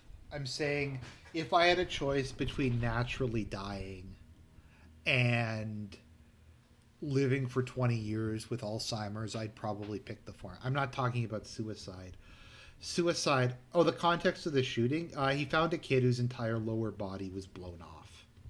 Um, like from the stomach down, it was blown off by an artillery shell, and his guts were hanging out. And he shot the kid in the head because he didn't want the kid to slowly bleed out. Um, so I don't personally think it was probably a mortal sin in that context. I think these decisions are very difficult. I don't think it's that simple. I mean, I don't think it's as simple as a lot of things in life. Um, never think you are a burn. The elderly deserve better palliative care. Yeah, I'm just saying, like, sometimes we'll hook people up to life support for, like, years, and it's immensely expensive. And I don't think that that's necessarily, like, something we should be doing.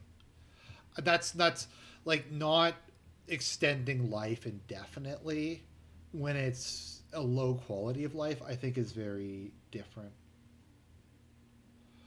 Once again, I'm not saying it's acceptable. I'm just saying I empathize with the situation. That's all I'm trying to say.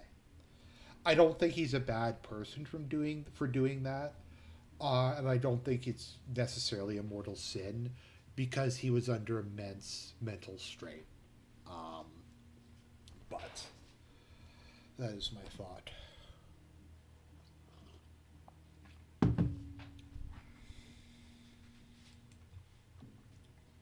Um, but yeah, the some comas can become out of. Yeah, it's hard. I'm medical ethics I'm sorry if I sound like I'm 100% sure on these things. A lot of things are very complicated. I'm just trying to give my take on it as much as possible. Um,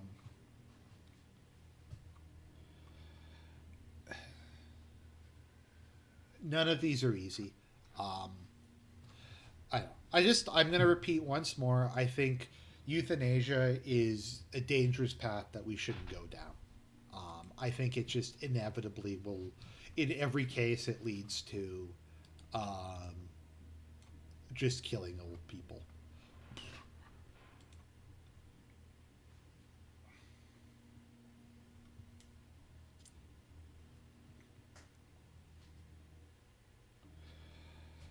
Yeah, it does.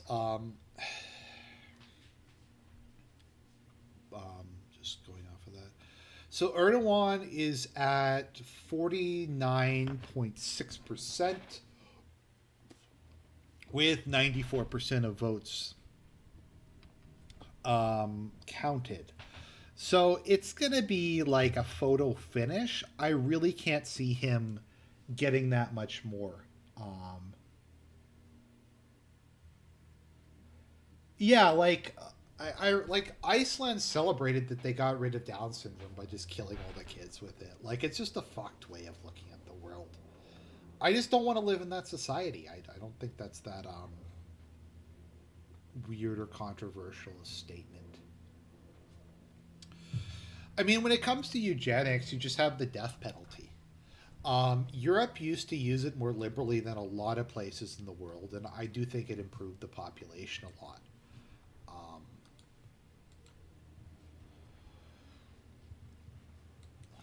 I do think it is, from my understanding, it is morally permissible for castration to be carried out or sterilization to be carried out as a judicial procedure.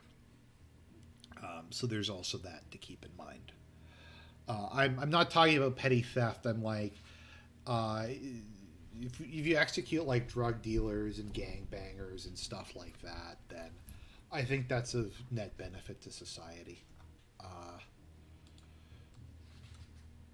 I don't see how that's in any way like related to euthanizing disabled people. Uh,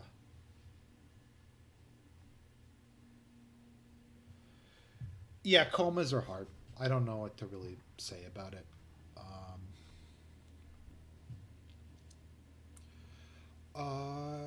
Camp keeps.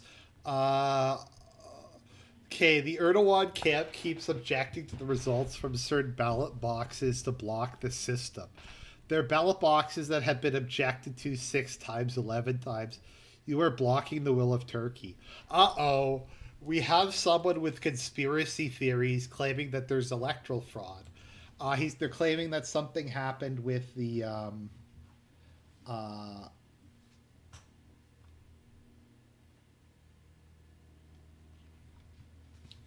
um, let's see here. The Erdogan camp keeps objecting to results from certain ballots. So there's just like some Trump shit. Like the guy who's running against Erdogan is claiming that there is electoral fraud in Turkey. You and I know that there is no electoral fraud ever.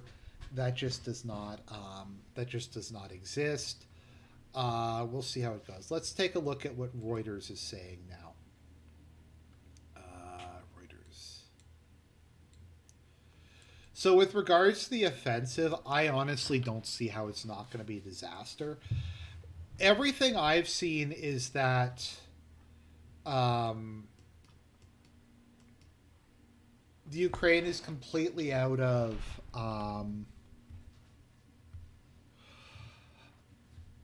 Maybe I was like hallucinating that. I was pretty sure that they did say that. Before the time. So it looks like they are going to have a runoff. Right. Sorry, I got completely distracted there for a while. But it's good conversation. I think we covered some good ground. Let's just go back to Turkish election. So, up against Erdogan is this like coalition of parties. It's really weird though. So like the anti-Erdogan coalition includes like the Ancestral Alliance, which is like, or no, they're a separate group.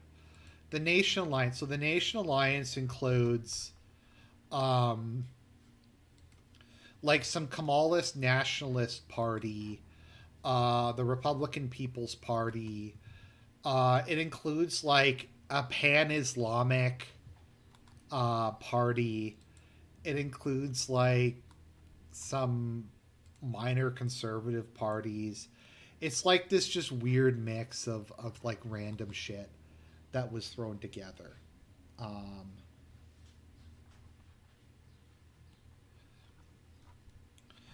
so the question is, and this is kind of, so when Bolsonaro ran the first time, I was pretty sure he was going to win a runoff because one of the other candidates who got more than the difference between him getting 50% was a from an evangelical party.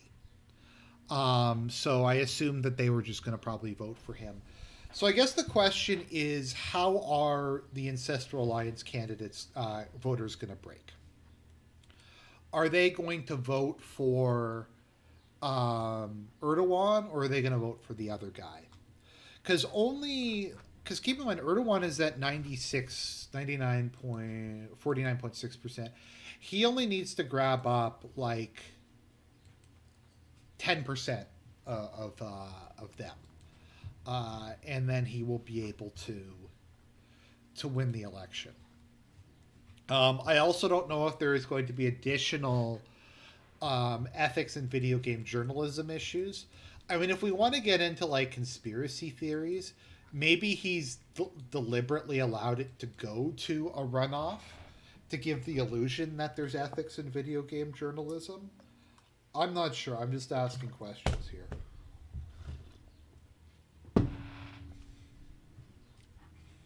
Um, so,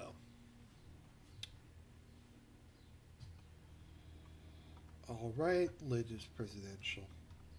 So we're going to head to a runoff. I'm not sure when the runoff is actually going to happen. Let's see if, like, let's take a look at parliamentary elections. Have any results come in for parliamentary elections?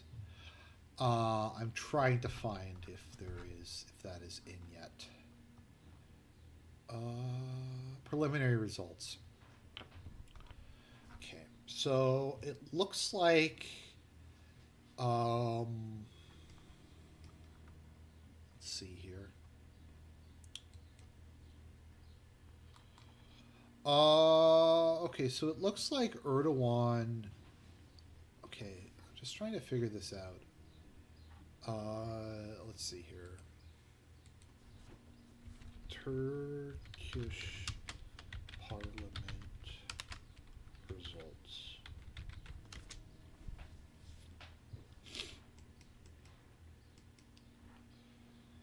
Let's see. I'm just trying to find the Parliament because I'm curious to see what had happened with that Parliament. Is this just not loading, or? Oh, no, there we go. Okay, so it's going to be really close. I'm just trying to find the parliamentary results. Maybe they're just not open yet. Maybe they just haven't announced any of them yet. It seems kind of weird, though, if they haven't. Uh,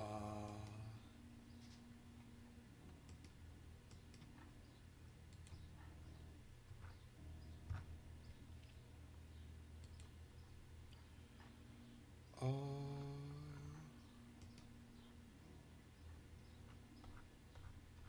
Sorry, I'm just trying to find it. It doesn't say where. But no, I think the spring. I think the spring, summer, winter, fall offensive is going to be a disaster. I don't doubt that the Ukrainians will take some territory. I mean, that's probably going to happen, but I don't think they're going to take enough for it to be. Um, I think they're going to blow through the remainder of their military equipment that is not replaceable at this point in time, and the remainder of their trained manpower. The issue Ukraine has isn't necessarily that they don't have the manpower, because it's still a big population. The issue is more so that they're out of trained manpower. So, okay, so let's see here. Parliamentary elections. So, People's Alliance got 324. So, I think that's a majority. Yep. So, it appears that they have gotten a majority between the AK Party and the People's Alliance. Let us take a look at what it was previously. Um,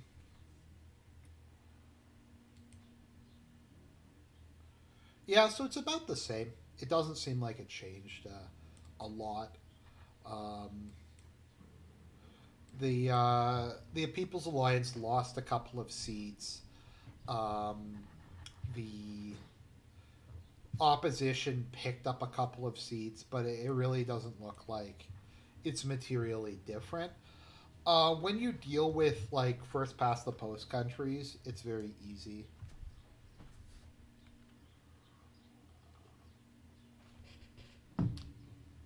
No, the best. Okay, so let's see here. The the best all time name for political coalitions, in my opinion, was, let me just find it where it was. Uh, let's see.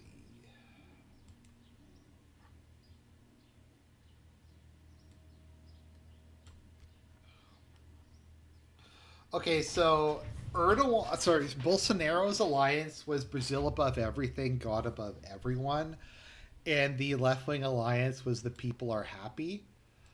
Um, in 2010, there was Brazil could do more, and for Brazil to keep on changing. The strength of the people for a decent Brazil. Alliance Lula president, great alliance. Union work progress, union people, real and fair Brazil. I'm trying to think, what are some of the funniest political party names? Authentic.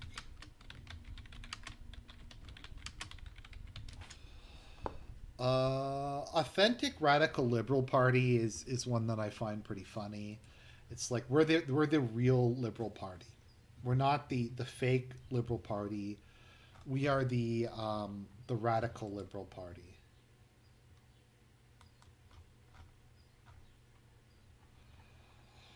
Oh, what else is there?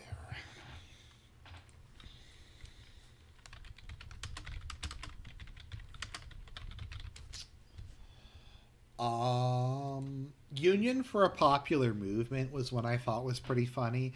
Because it's like we aren't a popular movement yet, but we have a union that hopes to have a popular movement someday. Someday we're going to have a popular movement. Not now, but eventually. Let me see here. Just seeing if there's any funny ones in Europe. National Coalition, Christian Democratic Union, New Democracy, Union of the Center.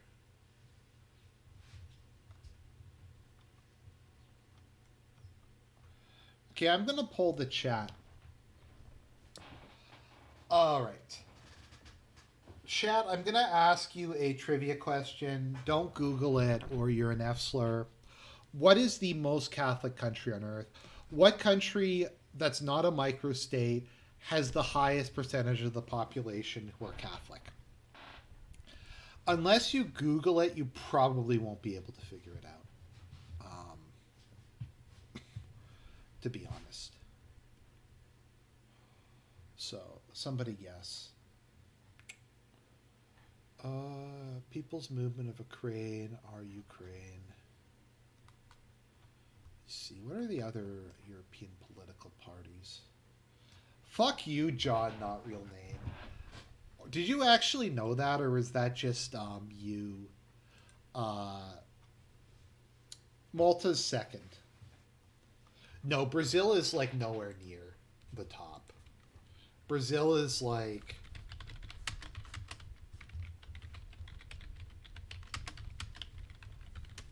No, it's East Timor. Um, it is. Okay, so percentage Catholic. East Timor is approximately 98% Catholic. Um, then we have, it goes down pretty rapidly from there. Italy is at about 75% these days. Let's see here. Where's Brazil?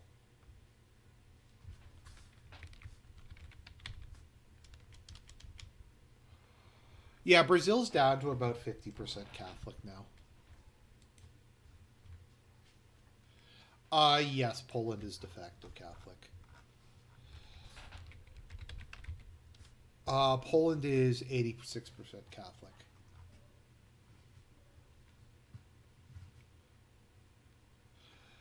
No, East Timor is a Portuguese colony. Let me see here. Where's religion in Brazil? So what happened in Latin America is uh,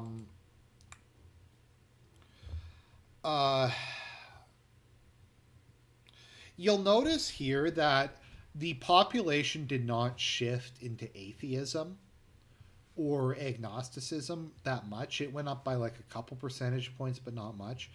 Basically, liberation theology completely destroyed the Catholic Church in Latin America. So, what happened in a lot of countries is if you are a conservative Christian, you. Yeah, like El Salvador is now plurality, or possibly plurality um, Protestant. So if you're a conservative Christian, a lot of them, let me see here, Latin America, Protestant versus Catholic social issues. Let me see if I can find the map. Um, it's really depressing how bad it is in Latin America. Let's see here.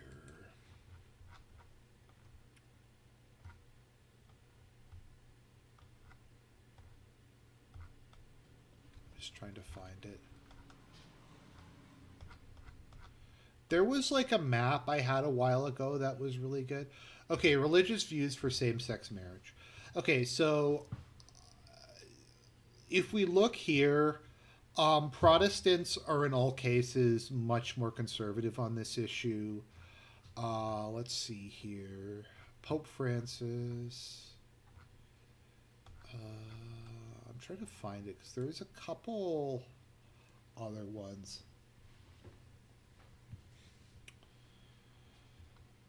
Religious switching, social attitudes.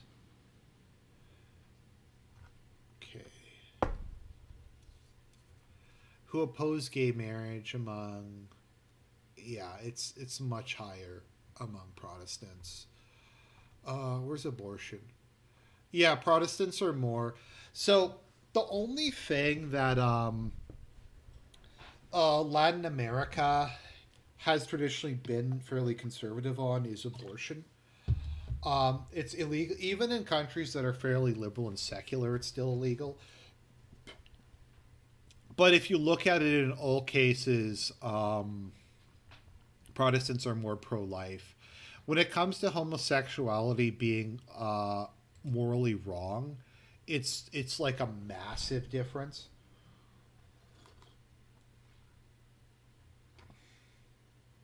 They also are anti-alcohol. Um, Protestants are much more anti-divorce in Latin America. I mean, if we look at this, so what part of this is? Okay, sex outside of marriage. Wow, look at that, 77 versus 41. So here is the thing. To be fair to the Catholic Church, high church religions tend to be very sticky. That is, Catholic atheism is a thing, Orthodox atheism is a thing, even like Lutheran or Anglican atheism is somewhat of a thing. Most forms of like, is there a Baptist atheist? That's not a thing. Um, that's not a thing. Like evangelical atheism isn't really a thing. Um, uh, Atheist Presbyterianism isn't the thing. Atheist Pentecostalism isn't the thing. But atheist Catholicism is identifying as a Catholic, but as a cultural Catholic and putting that on the census, but not believing, but not living by it, is not it. So if you were to look at practicing Catholics, this would be pretty similar, I would imagine. If you have Catholics who actually go to Mass, I would imagine this is very close. The people who are Protestants in Latin America are Protestants because they don't like the way the Catholic Church is run, and they want something that is more authentic. Um, this one's especially funny. That Protestants are more against contraception. Uh, but should wives obey their husbands? Wow. So the Protestants, what I'm saying, is select for selects for like more conservative people. Okay, gender roles and family. Actually, I'm seeing if like morality. Okay, so no, actually, it isn't. It's not different. Catholics who attend weekly mass are not substantially better on these issues. I think they're better than like just any Catholics, but they're still much worse than Protestants in general.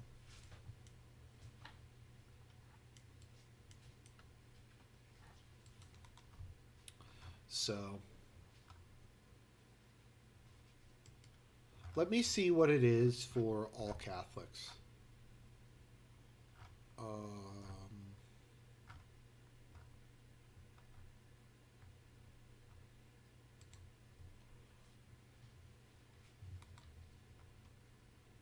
Okay. Let's see. Venezuela.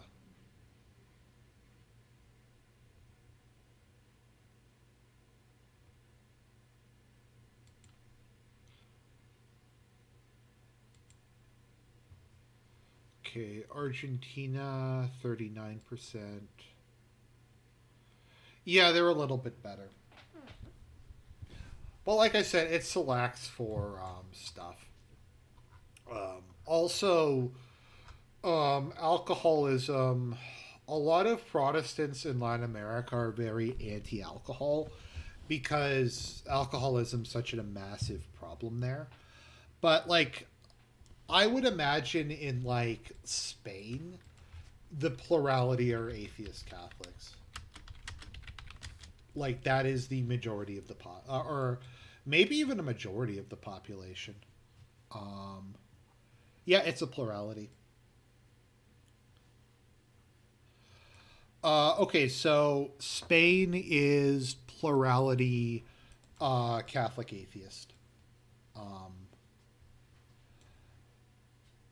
like I said, it's sticky.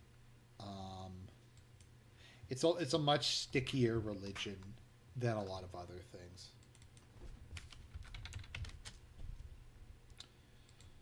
Let me see.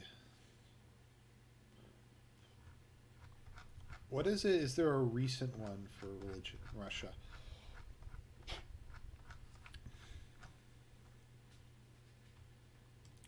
Like Lukashenko calls himself an Orthodox atheist. Is this of any issue to Turkey? No, it is of no issue to Turkey. I just got completely sidelined. Because I forget why I got sidelined. I don't know. I'm just going to blame you guys and say you guys are detractors. And that is the reason I was not paying attention to the Turkish election. Uh, okay. So, uh, so Erdogan is at 49% with 50% reporting. I just look at that voter turnout, though. That is insane. What is the voter turnout in the US by comparison? Also, I just like to point this out.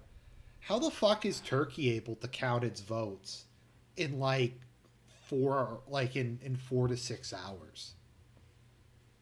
Like they're able to count their votes, but the U.S. isn't able to count its votes. Now, obviously, that's because the American electoral system is better and there's better integrity, and being able to count the results um, is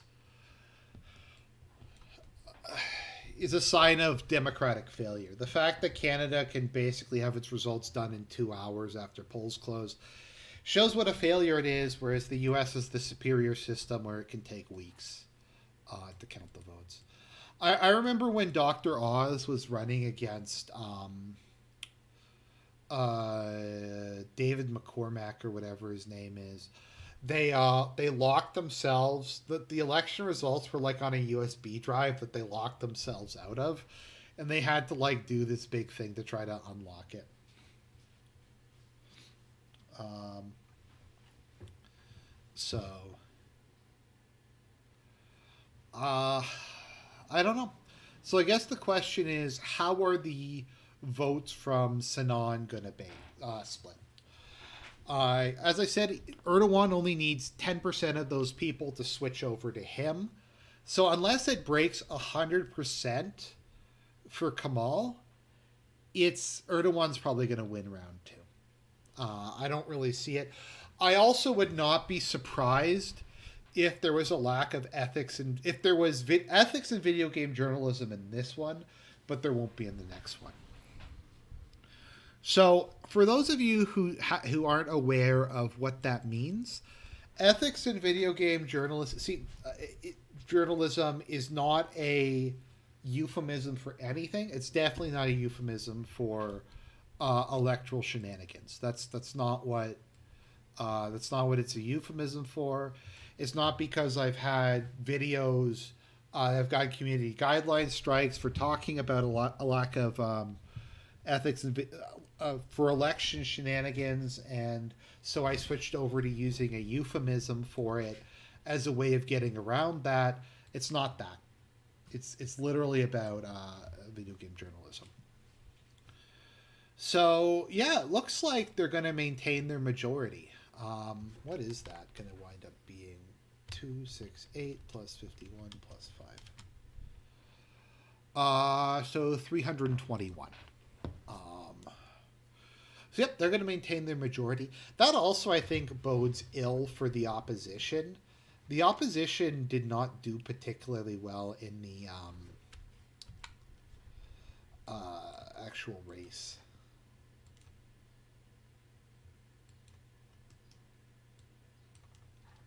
So so what I thought was going to happen, and I actually had no idea. I thought it could have been Erdogan won outright, the opposition won outright. There was going to be some kind of a weird runoff. All of these I thought were fairly likely. If my prediction is Erdogan's going to win the second round, um,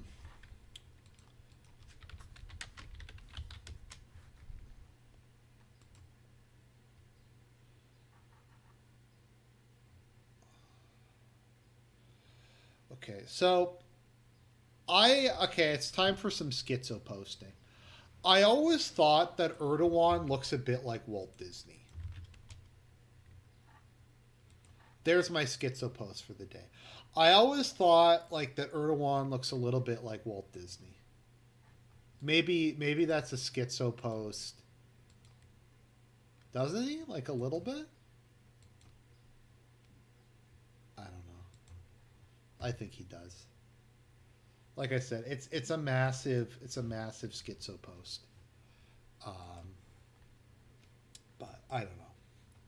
He always reminded me a little bit of like, yeah, there we go. He looks really similar. Okay, I don't know.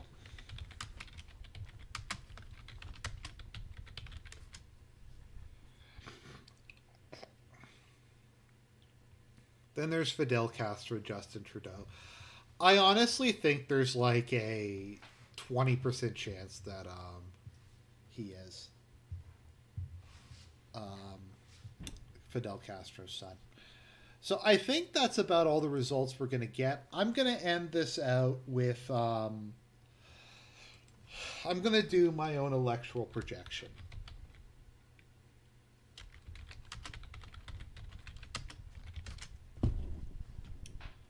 Uh,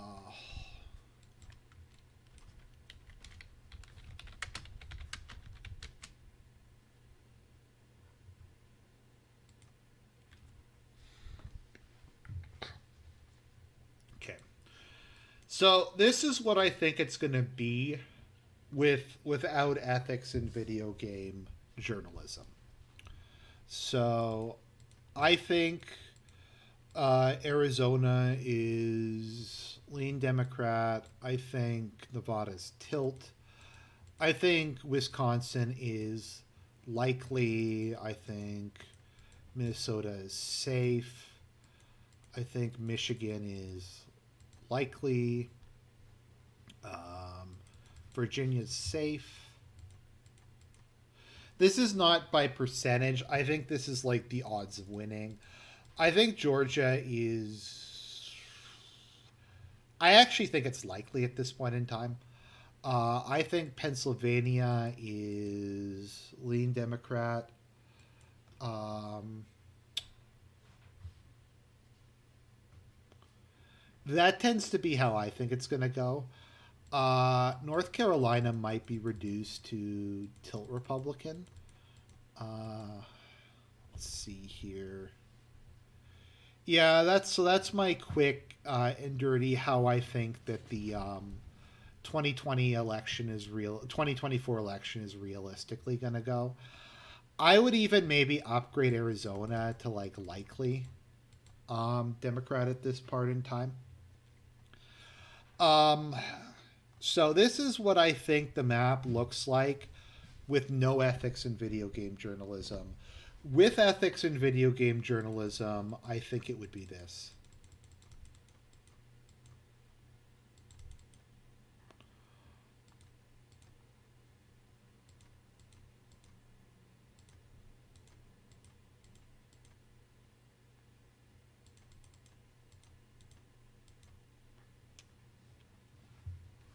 Um, yeah, that's what I think it is. Would be with ethics in video game journalism. Probably tilt. I actually think there's a much better odds of winning Nevada than there is Arizona at this point in time.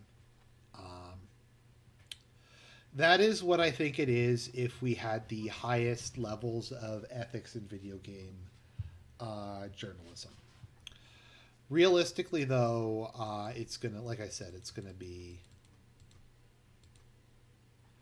If we're talking actual like percentage chance rather than vote margin, it's gonna be this.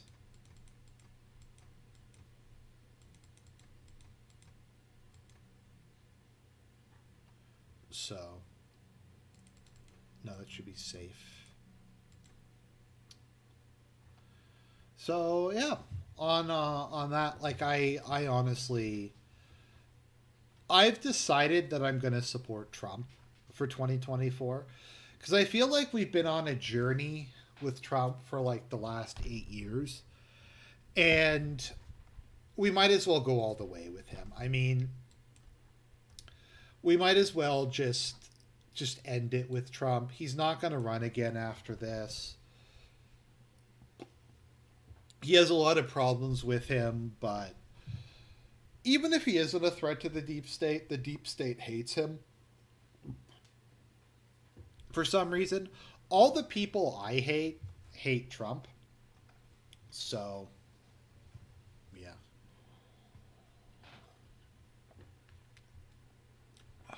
So it looks like the final vote tallies is the AK party will maintain their majority, slightly decreased from the last time, but not materially different, not enough to really matter. Kamala's Turkey remains dead. Um, and then we have the presidential election, which is going to go to a runoff that I think Erdogan is much more likely. So Trump reduced immigration by a lot, and he's brought in some protectionist policies, and he got Roe v. Wade overturned by appointing people to the Supreme Court. There's some other good things he did, but let's be honest, like who Trump is so much better than Bush was, or Romney would have been, or McCain would have been. Also, no new foreign wars. There weren't any new foreign wars that started under Trump. I think like between reducing immigration, no foreign wars, the pro-life stuff. Let's see here.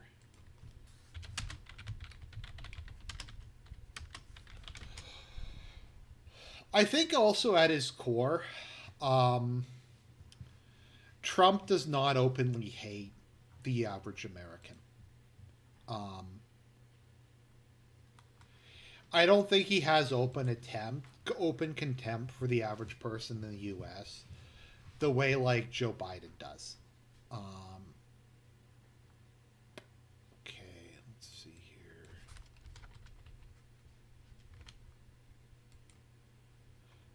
It doesn't go further than that because my understanding is it went down quite a bit under Trump. Nixon was like, I don't know. Nixon was like, I don't know how to feel about him. Uh, from what I know about Eisenhower, he was actually pretty good. Um, he did some things related to civil rights. I don't think necessarily were good in the long term, but overall, I think he was a pretty good president. Um, I think Truman was not a bad um, president. I don't think Truman was that bad. I don't. I actually don't think Clinton was that bad. So Clinton was a sleazy asshole, but I actually don't think his government was that bad. Um, oh, did it? Oh, I thought that Trump reduced the number of immigrants. Oh no, wait, yeah, he did. Yeah, let's look at this. So yeah, so under Trump, it like the number of people a year. Okay, so 2010, 2015, it only increased by like 2 million. So under Bush, there was like 21 million immigrants. Under Obama, there was 8 million. Under Trump, there was like 2 million. So yeah, Trump reduced it by like 50%. Um, let's see here. Reagan sucked, according to Telegram. Uh, yeah, I think so. The reason why people hate Eisenhower is because, or people, so Eisenhower traditionally has really low um,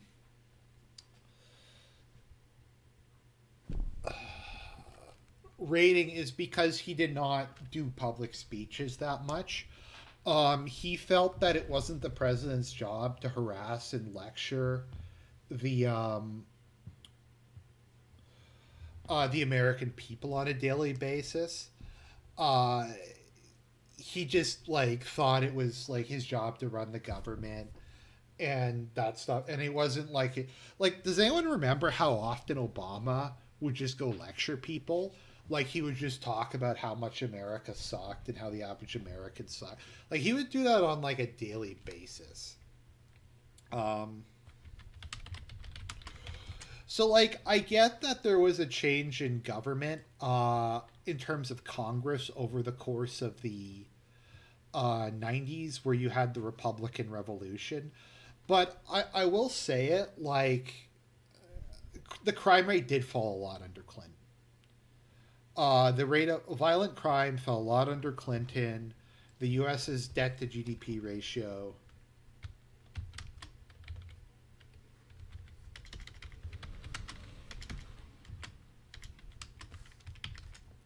fell quite a bit during the '90s. Um, yeah, I don't think, like, Clinton once again was a sleazy asshole and was really corrupt, but I don't think like America was that, like, I don't think he ran America that bad. I think Bush was a much worse president. I agree with what Serp said. So Serp said that in retrospect he would have voted for Obama over McCain because he feels like McCain might have started World War III, which I think is pretty funny, actually. Um,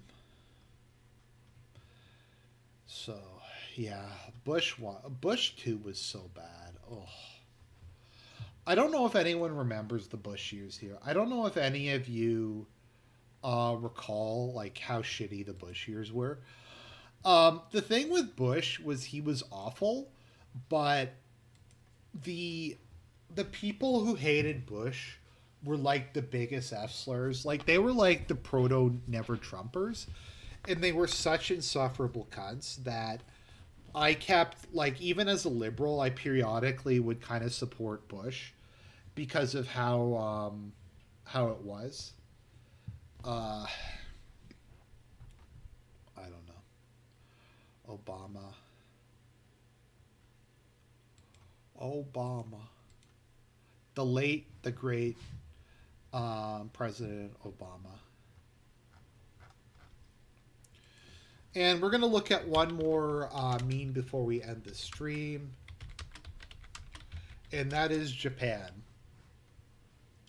That is the meme that is Japan, the Japanese debt, um, which is fucking amazing.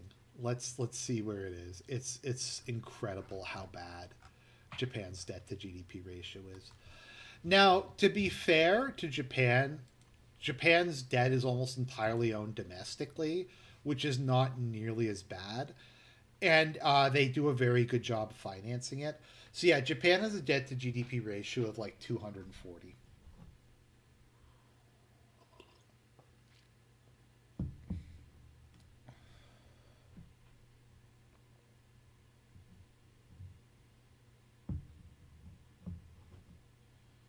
The Iraq cope. So, anyways, I'd like to thank everybody for watching. Sorry if we didn't talk that much about. We talked about the Turkish election. Sorry if we just talked about a whole bunch of random shit. But I think we covered a lot of good stuff. God bless you all. Love you guys. Lots of great more content to come. And we're going to end this stream here.